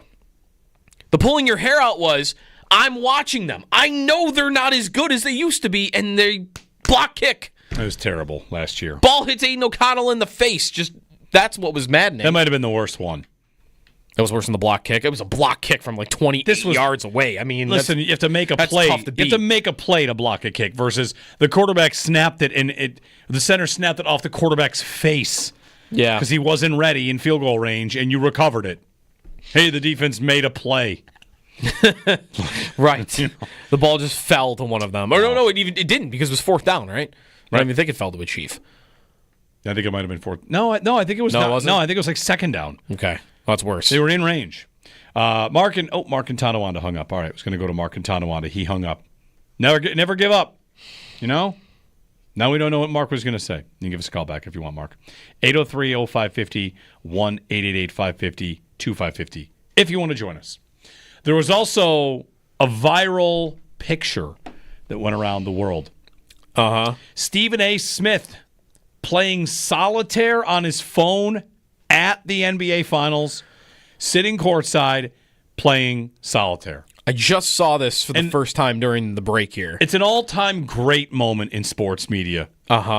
All-time great moment. Yeah. Because whatever. He's in the middle of a game here, too. I don't think he had just started this thing. No. He's in the middle of the game, and there's action going on. And one of the funny things that happened is he claimed, yeah, I can play solitaire during timeouts. I can multitask. And then it got community noted that the picture was definitely taken during the run of play. Like, nope, this is not during a timeout. You were playing solitaire while the NBA Finals game was happening in front of you. Now, I think Stephen A. is pretty much bulletproof, and like this isn't going to actually be a problem for him. It's just kind of something you can make fun of. Yeah. It's hilarious. Hilarious. How? Like, of all the things. How about anybody in that crowd? You're at the NBA Final. This was the game the other night, I'm assuming. Mm-hmm. This was a great game. Solitaire? It was a close game. It was energy. There were big shots being made at the end. How is anybody in the whole facility doing a phone game, let alone the dude that is paid more than anybody in the world to talk about basketball? He's paid like a player on the court. He's paid more than probably a lot of those players out there on the court. And he's the one that's got solitaire open on his phone? What's the funniest part of it? Is the funniest part solitaire? Solitaire. It wouldn't be funnier if it was like Farmville or something? Listen. Solitaire's or Tetris career arc as a game would have been a card game that you learned. And then it's, hey, look, I got a computer. What can you do on it? You can play solitaire. Yeah, that's right. And that's what you did. You played solitaire on your computer, and sometimes you played Minesweeper. What, has Stephen A. got Minesweeper ready too? I've ever played Minesweeper. Oh, you've never played Minesweeper? I think I know Minesweeper. I don't think I've ever played Minesweeper. Minesweeper was, it was a fun game, I guess. Uh-huh. He's playing solitaire? Not one of these games where you got a guy that's going to shoot the cannon into all the zombies running at you, but he's playing solitaire. I think that would maybe be funnier if he was playing like with two hands on the phone. He's got Angry Birds dialed up. Like if he had the phone instead of like solitaire, you just have it in one hand and it's vertical. If he had the phone, right, two hands, like he's holding it like a controller, and he's playing a game with his thumbs, that I think would be funnier. That'd be amazing. He's got that backbone thing you put around it to turn it into a full gaming console. Uh-huh. And he's just sitting there playing like, what? Yeah. Because he's playing one of those racing games where you like tilt the phone to turn. Just get the wheel. Right. His take today should be, I already know who's going to win the series. I don't need to watch. Yeah, someone that's on that show with him should like use it as like he says something about Halliburton at the end of that game, and someone should go, "How do you know?" Yeah. You weren't watching. You were too busy loading up the hearts. You made a run. I wonder also how often he does this now. Right. I don't do this with anything in sporting events that I would be at. If I'm at home, you would refresh Twitter. Like Twitter, right? It's Twitter for me. Which I guess it's not much different for Steven. If he's texting, it is different. No, it is different because the Twitter, in theory, is adding to your experience with information with people reacting. That's right. You're watching along with people. Solitaire is just you're bored. Right? Solitaire's the ultimate I'm bored, what else can I do game. Could this be memed? Could we cut out the frame of him and put it at other sporting events when the games are boring? I think we could do that. Like, oh, this is rough. But that's the thing. He's not at a boring game. He's at a tight NBA Finals game that had a comeback at the end. Nick in Rochester. Hey, Nick, what's up? Hey, remember Ski Free?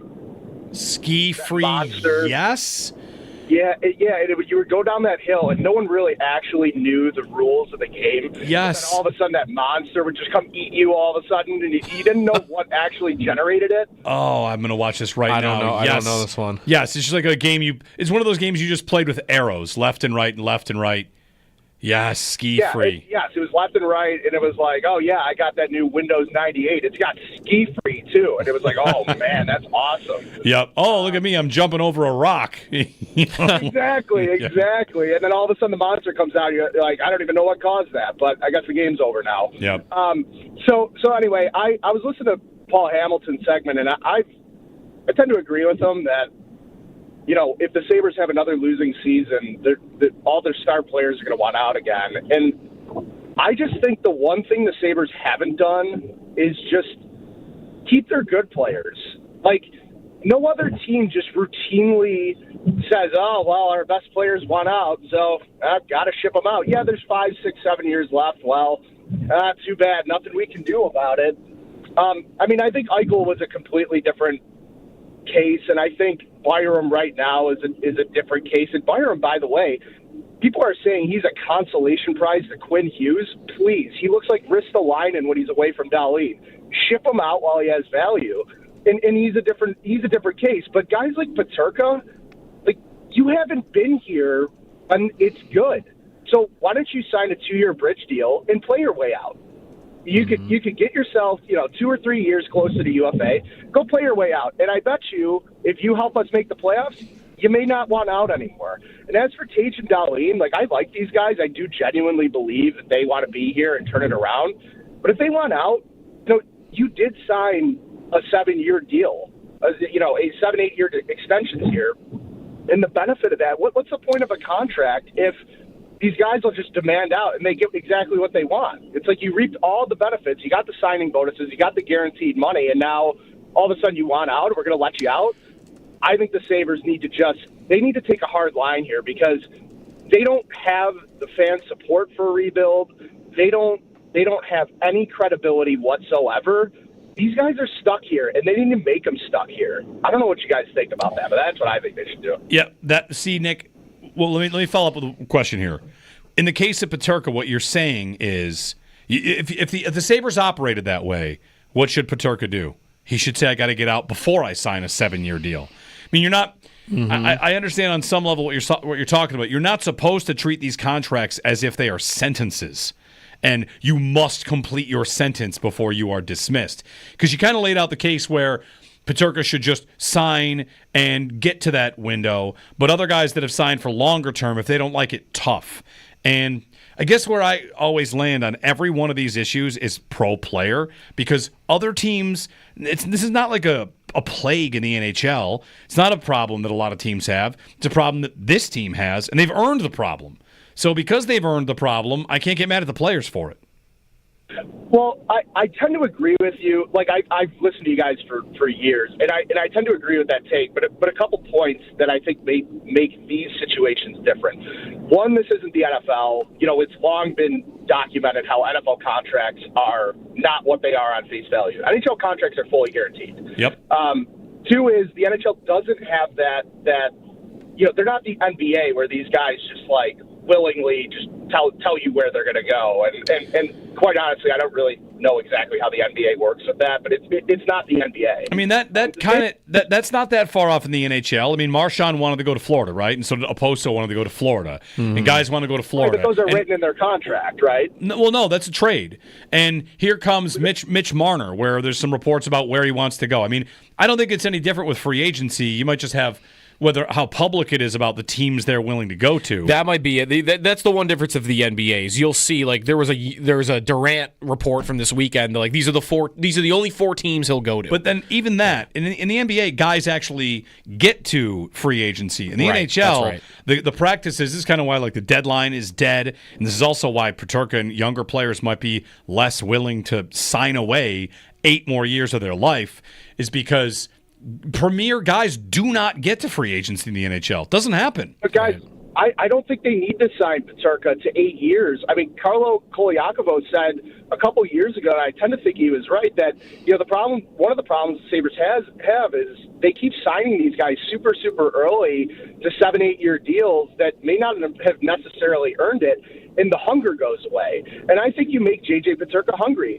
Sign him to that 2 or 3 year bridge deal that we're all going to hate because it's going to walk him to free agency. Well, guess what? We're not in a position right now to say, oh, well, we got to build long-term for a Stanley Cup contender. You know what? Figure that out later. Make J.J. Peterka, meet him in the middle. Say, you know what? We know you're unhappy. You're not going to sign a long-term deal here, but we're also not trading you after scoring nearly 30 goals for the past 2 years and you're 23 years old. Here's a 2 or 3 year bridge deal. Earn it.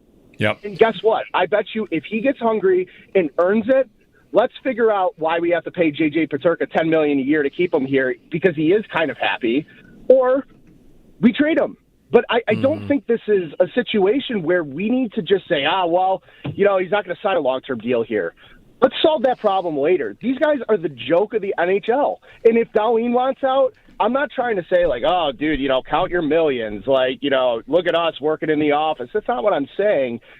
I'm just saying that, like, he did sign a long-term deal here, and at some point you need to keep a lot of your good players around, and I don't think Dahlin's got an attitude problem. I guess the next thing I would say to you, Nick, and you're making great points, like I like this conversation, is you're very much an honor the contract kind of person, and would you hold the team to that standard if they want to trade a player?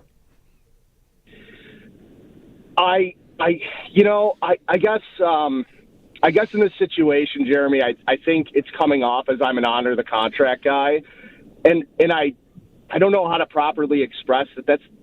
I'm somewhere in the middle, yeah. and I just think that I think the one thing the Sabres haven't tried, and I keep kind of saying this, and it's kind of the best way I can put it, is try keeping your good players, right? And the ones without major attitude problems, and you know what? Like teams that are bad, they don't just go jettison all their good players. What they do is they kind of retool around it. They trade guys in situations like Byram. I think Byram makes perfect sense to trade, but I don't think they get in the habit of trading, superstar defensemen, cornerstone defensemen, with 6 years left on their deal. And they don't get in the habit of trading, perennial 25 goal scorers at 23 years old. We're the only team that does that. Why? Thanks, Nick. Fair points. A lot of it. You want them to get a little bit, it sounds like you want them to show some backbone. Right. Like, we can't be pushed around by a 3-year entry-level contract guy saying he wants out of here. Like, congratulations, sorry you got drafted here. But I just think the last time the Sabres went hardball, it was with Eichel. right? The last really hardball thing they did. Sure. And yes. If you want my opinion, that damaged them unbelievably in the league among the players. But that was more than hardball. That was it not pettiness? The surgery part of that. Is the surgery part of that not what really damaged them? Yes. Not we don't want to trade you. They held at the moment. They held a press conference to say they stripped him of his captaincy. It's the captaincy stripping, and it is not letting the dude get the surgery that he wanted because you were bitter because he wanted to leave. That's what did the damage. Yeah. If they say to JJ Peterka, they show that backbone and they say, you're 23, get in there, work your butt off, go score some goals, sign a 2-year deal, and if you want to go after that, then we'll talk about it. But he has rights. Get in there. He has the right to sign an offer sheet with another team. That's right, and the Sabres have the right to match it. And if he tells you, I don't want to play for you, I'm going to go sign a 4-year deal with the Blues for, it'll be, and instead of me, you can have 2 firsts, a second, and a third. And if you keep me, I don't want to play for you. Okay, and what I might say to him is, I hear you. Go ahead, sign it and see if we match it. Or do this. Take the risk of we match you. Now you're here for 4 years, or here's 2 years for $7 million a year. But again, what's the risk for him? What's the real risk?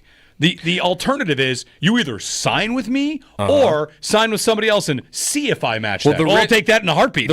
You might not match it. Whereas if I just sign with you, that's signing with you. The risk is then you have to make a decision at some point between I'm a Buffalo Sabre for 4 years or I have to go to Germany to play.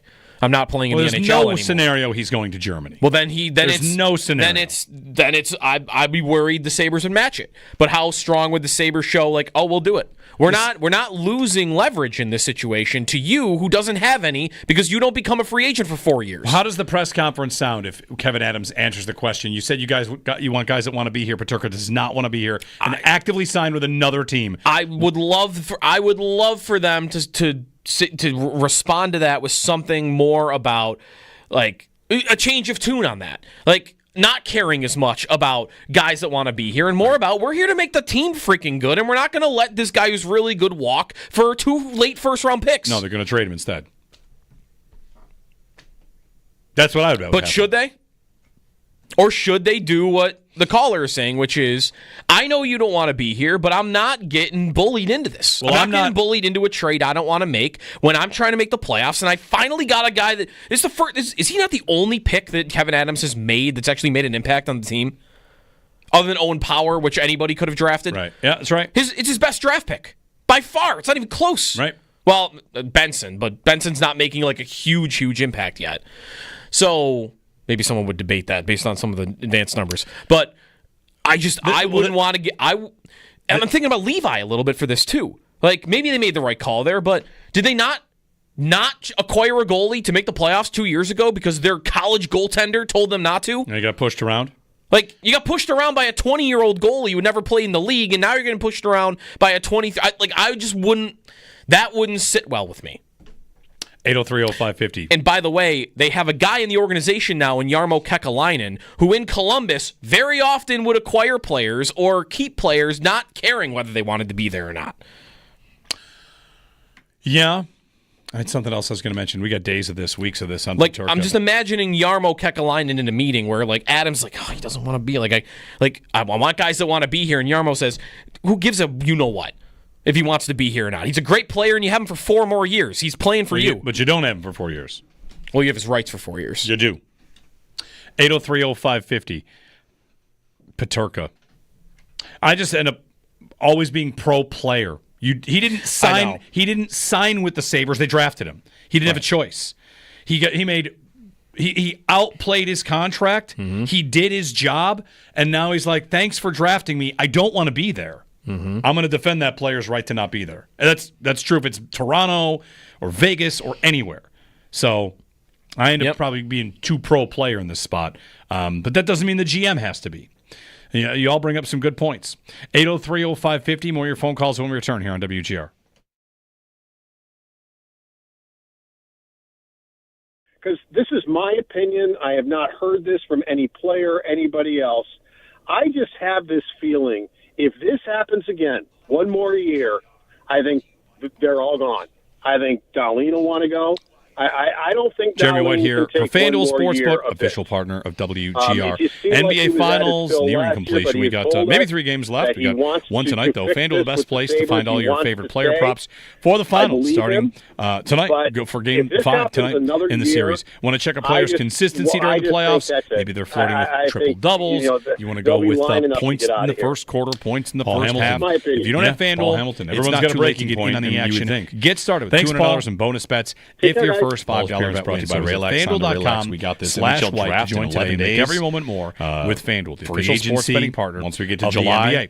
21 plus and physically present. So the offseason in New York. approaches, First and, online real money you wanna wager say, like, only. it's a big $5 one, first of deposit course. required. Bonus I mean, issued is the way Paul non-withdrawable just summed bonus it up, bets it that is, expire like, 7 the days biggest after one. receipt. That's a big one. Restrictions apply. See terms at sportsbook.fanduel.com. For help with the gambling problem. My question is it starting again? I mean, it seems like every 3 to 5 years, you know, the Sabres get players, and then they develop them, and some of them become very good players, and then all of a sudden, because of the losing and whatever's going on, they want to go. Is that happening again? Yeah. I mean, what happens if indeed Tuck doesn't want to be here anymore, and Peterka doesn't want to be here anymore, and Byram, Peterka, and Tuck get traded? Well, what are Dowling and Thompson saying then? Mm-hmm. You know, do they now get in line? You know, do they? And what is the reason? Do they not believe in Ruff? Do they not believe in Adams? Let me jump in. Losing? Yeah, let me ask you about the Adams point because, you know, Paul, the Sabres are obviously in a unique spot, the longest drought in the sport, but this is probably one of those examples where in a timeline of a team failing, there would be a change, and it would be a new voice coming in to tell Peterka and Tuck, here's what I'm going to do, here's what we're going to do. And I just wonder, like, as you kind of lay that out, as Kevin Adams returns for a 6th season, that it's kind of tough for him to try and make that case to any player because he's probably made that case to that player before. Yeah, might Alex Tuck say something like, you know what, I have a year left in my contract. Let me play it out. Let's see where we're at the end of the year. Let's see what happens. You're telling me that this is a positive for this team and we're going to move forward. Let's find out. I mean, that could happen. Who knows? You know, he might just say, all right, I have a contract. There's 1 year left. Let's see what happens type of scenario.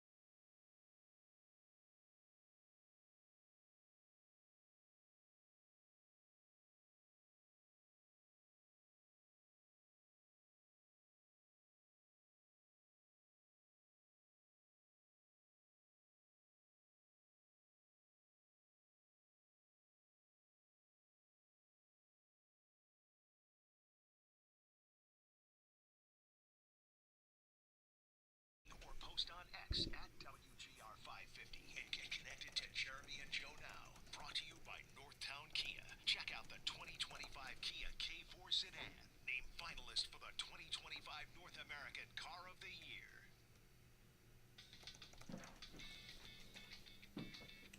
No, not really. It's more a frustration with you guys. But yeah, I don't know. I mean, I've been totally available for the last few years, but it's not as if like at Augusta I skipped you guys Thursday. So yeah, it's not as if it's not out of the ordinary. I've done it before. I'm just doing it a little more often. I feel like I've earned the right to do whatever I want to do. Yeah, it's much easier being on the cut line when you don't really care if you're here for the weekend or not. You know, I was sort of thinking, do I really want 2 more days here or not? So it makes it easier to play better when you're in that mindset. Rory McIlroy kind of explaining why he's not talked to the media as much. I don't know. Whatever. Guy won the Masters and seems like he's not very happy. Yeah. Which I suppose is very possible. He did say, though, what was the comment he made about climb my Everest in April? You got to find your new mountain to climb, and Open at Portrush is certainly one of those. So all right. He's at least fired up for next month. 803-0550. Mark in Tonawanda has been waiting. Hey, Mark, what's up? Hey, fellas. Thanks for having me on. Happy Dog Days of Summer. Is that officially started? It's I think we at least once the finals are over. I would say. Oh, okay. Yeah, All right. So yeah, we got some time. That's right. Jeremy, how are you liking this weather? It's kind of like a fall summer feel, and I'm not hating it. If you have a pool or a boat, I could see the problem, but the golf course has been great. Yeah, the high's in the 80s It for got into most the of the 80s next yesterday, next week's yeah. going to get up to 89. So, it feels like all right. Well, hey, 89. Just there was a lot going on. I called for football, but after that conversation, I thought it was really good. My problem lies with Kevin Adams. It just really, really does, and that's all I got to say on that topic. But you referenced in your discussion about Mahomes and Josh Allen, and if Josh Allen could be better.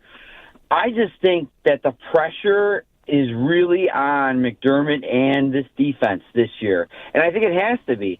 You even mentioned the Warriors' former coach. I think it's Mark Johnson, right? Mark Jackson.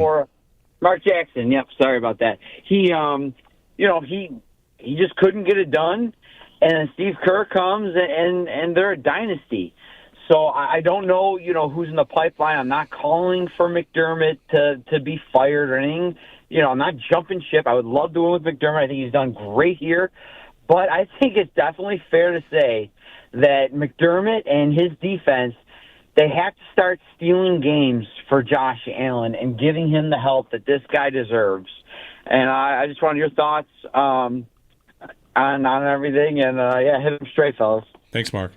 One thing I wonder is, if the defense does not improve, there's no doubt people will be looking at McDermott for answers. And I would just ask, would you also look at Bean? Or is it just McDermott? Because I saw a graphic over the weekend, and it was about all the quarterbacks and how many first and second team All-Pros they have on their teams. And it was Lamar and Mahomes and Goff. And Allen was not on the list because he doesn't have teammates that are like that. Right. The Dawkins was the only player that was in the NFL's top 100. They did not have a first or second team All-Pro, correct? None this year? I don't believe so. And, for what it's worth, you can say whatever you want. But when does Bean get any of that? Bean drafts a full defense. If the defense isn't good, is it McDermott's fault or is it Bean's fault? They signed Ogunjobi and Michael Hoyt with suspensions. Yep. And they went for Bosa injured. with an injury. So, not saying it's not going to work, but if it, as Mark lays it out, it better be good or it's McDermott. I just wonder if anybody would see it not work and think instead of the coach that, man, the GM might not be giving him the pieces. We thought this was going to be an offseason of a potential whale, and that didn't happen, and it's not exactly Bean's fault. But it would depend. I think if, the way that McDermott would get the most criticism, I think, is if the defense is better this year and Bosa gets his sacks and Ogunjobi and Hoyt, they make their differences and, pick whichever one of the rookies. But you drafted 4, right? 2 of them are making impacts. Whoever it is, doesn't even matter. Hairston might be different for this because he's a first-round pick. But 2 of the 4 rookies are producing, and then you go to the playoffs and you play Kansas City or Cincinnati, and then they're bad again. Like, in that moment. That's when it falls on McDermott more than it does for Bean. And that is, I think, kind of the feeling of their defense is that I think isn't the overall sentiment of their defense, they're good in the regular season and they stink when they get to the biggest game? Okay, let me try that on. What would be the explanation for that? Where you can put together a good, strong defense during the regular season, and then you get to the playoffs, and it doesn't come to play. What are the explanations? There are multiple. One, your coach isn't as good as their coach. That's an easy one that people go to. The other might be when you get into the biggest moments when players make a difference, you don't have the guys to do it. Right. And actually, your coach has been overachieving with these players that are not first and second team All-Pros. He's put together a sum of its parts unit that does really well. And then in great big moments when you get to better teams, better coaches, bigger stakes, the great players show out, and you are just not on the level of some of these teams with their great players. Right, like if I look at their high defensive picks, let's go Tremaine Edmonds, like first round, their first picks, Tremaine Edmonds, Ed Oliver, AJ Epinesa, Greg Rousseau, Kyrie Elam, and then Ed Oliver. Can you think of a playoff moment of any of those guys? No. And is that because of the coach? I can think of actually one for Kyrie Elam, and he's the one who stinks. Right, for sure. So, but of the other guys, Rousseau, first-round pick. Oliver, top 10 pick. Epinesa was their first pick of a draft, but that's a round 2. Tremaine Edmonds is a first-round pick. Think of a playoff moment for any of them. Now, you could go either way. Is that because the coach doesn't have what it takes to put them in position, or is it something else? Is it that they're just not good enough? No, you're right, though, because it is, I think often it's 100% blamed on the coach. And maybe it should be more split. Maybe it should be, the coach should not skate here, but, like, Greg Rousseau's a pass rusher. You know? Like, what? It's a 3rd and 10 and 4-man rush, and you got to get after the quarterback. Like, Sean McDermott's not preventing you from getting to Patrick Mahomes. Why are you getting bodied and you're not even getting close to him at that size? You know, Oliver is maybe for this, a little bit of this too. So that's probably right. Maybe the players and the guy who's drafting them, you know, like that should be on the hook as much as it is the coach. Because for me, it is very easy to go to the coach. Thinking about especially their Kansas City matchups, how that coaching staff always has things dialed up. That team will do things differently when you get to the playoffs. And the Bills have had this reputation that they don't really change a lot of what they do. They don't add a lot of crazy wrinkles that you're not ready for. Was it Stephen Ruiz a couple of years ago who talked about their defense when it was Leslie Frazier as the defensive coordinator? How just like, man, you know what you're going to get when you get to January. And maybe they're a little different on that now, but how much of that might be, I don't have anybody to make a difference differently with. I got to take my chances, play sound structure. Well, I think the best thing McDermott would do for himself to escape criticism of a defense underperforming is if he has to continue to count on guys that they've developed as like 7th round picks and undrafted guys, and you know what I mean? Like if they have injuries this year and Joe Andreessen has to play and is like holding down the fort, like you get credit as a coach for doing that. And he's got a lot of examples of that happening, which is so maybe that should get him more credit in this conversation is, okay, sure, his defense wasn't great last year, and in the playoffs it hasn't been great, but look how many lowly drafted players this guy has to rely upon. Because they're missing at the top. Right. They're not really getting the hits at the top as often. Interesting. 803-0550 and 1-888-550-2550. There was a trade in the NBA that involved 4 unprotected first-round picks and a first-round pick swap. Yep. Crazy. It is a funny league where for a player that a lot of people probably haven't even heard of. In the NHL, in the NHL, it's the deadline, and you're like, oh man, huge blockbuster move, a 2nd-round pick for this second-pair defenseman. 4 firsts. Maybe it's like, how about we have no first until 2031? Right. Extendo Sports coming up on WGR.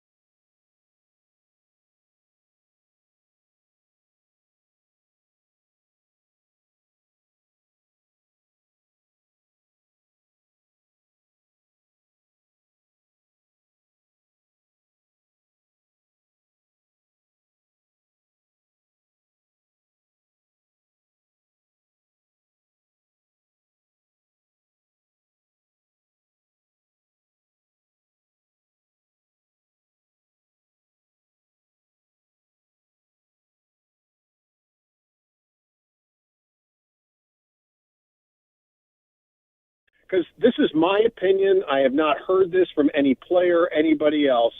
I just have this feeling if this happens again, one more year, I think they're all gone. I think Darlene will want to go. I don't think Darlene can take one more year of this. It just seemed like he was at his fill last year, but he has told us that he wants to fix this with the Sabres. He wants to stay. I believe him. But if this happens another year, I just think that's it. I think they'll be lining up to get out of here. Paul Hamilton. That's my opinion. Yeah, Paul Hamilton. Everyone's got a breaking point, and you would think. Thanks, Paul. Take care, guys. Paul's appearance brought to you by Relax Honda. Relax, we got this NHL draft in 11 days. Free agency once we get to July. So the offseason approaches, and you want to say like it's a big one, of course. I mean, the way Paul just set it up, it is like the biggest one. Yeah, it's a big one.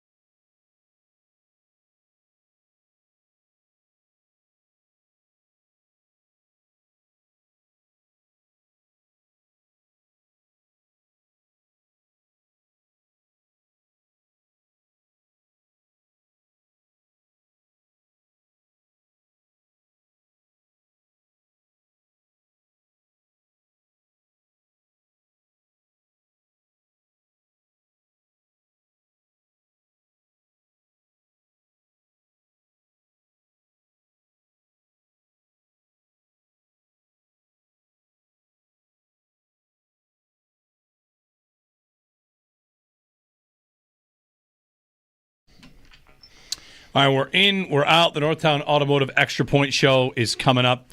We'll, of course, keep you updated on the latest on JJ Peterka.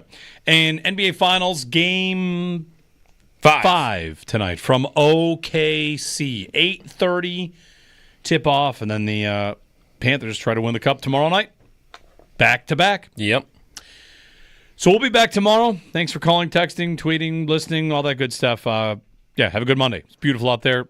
Have a great day.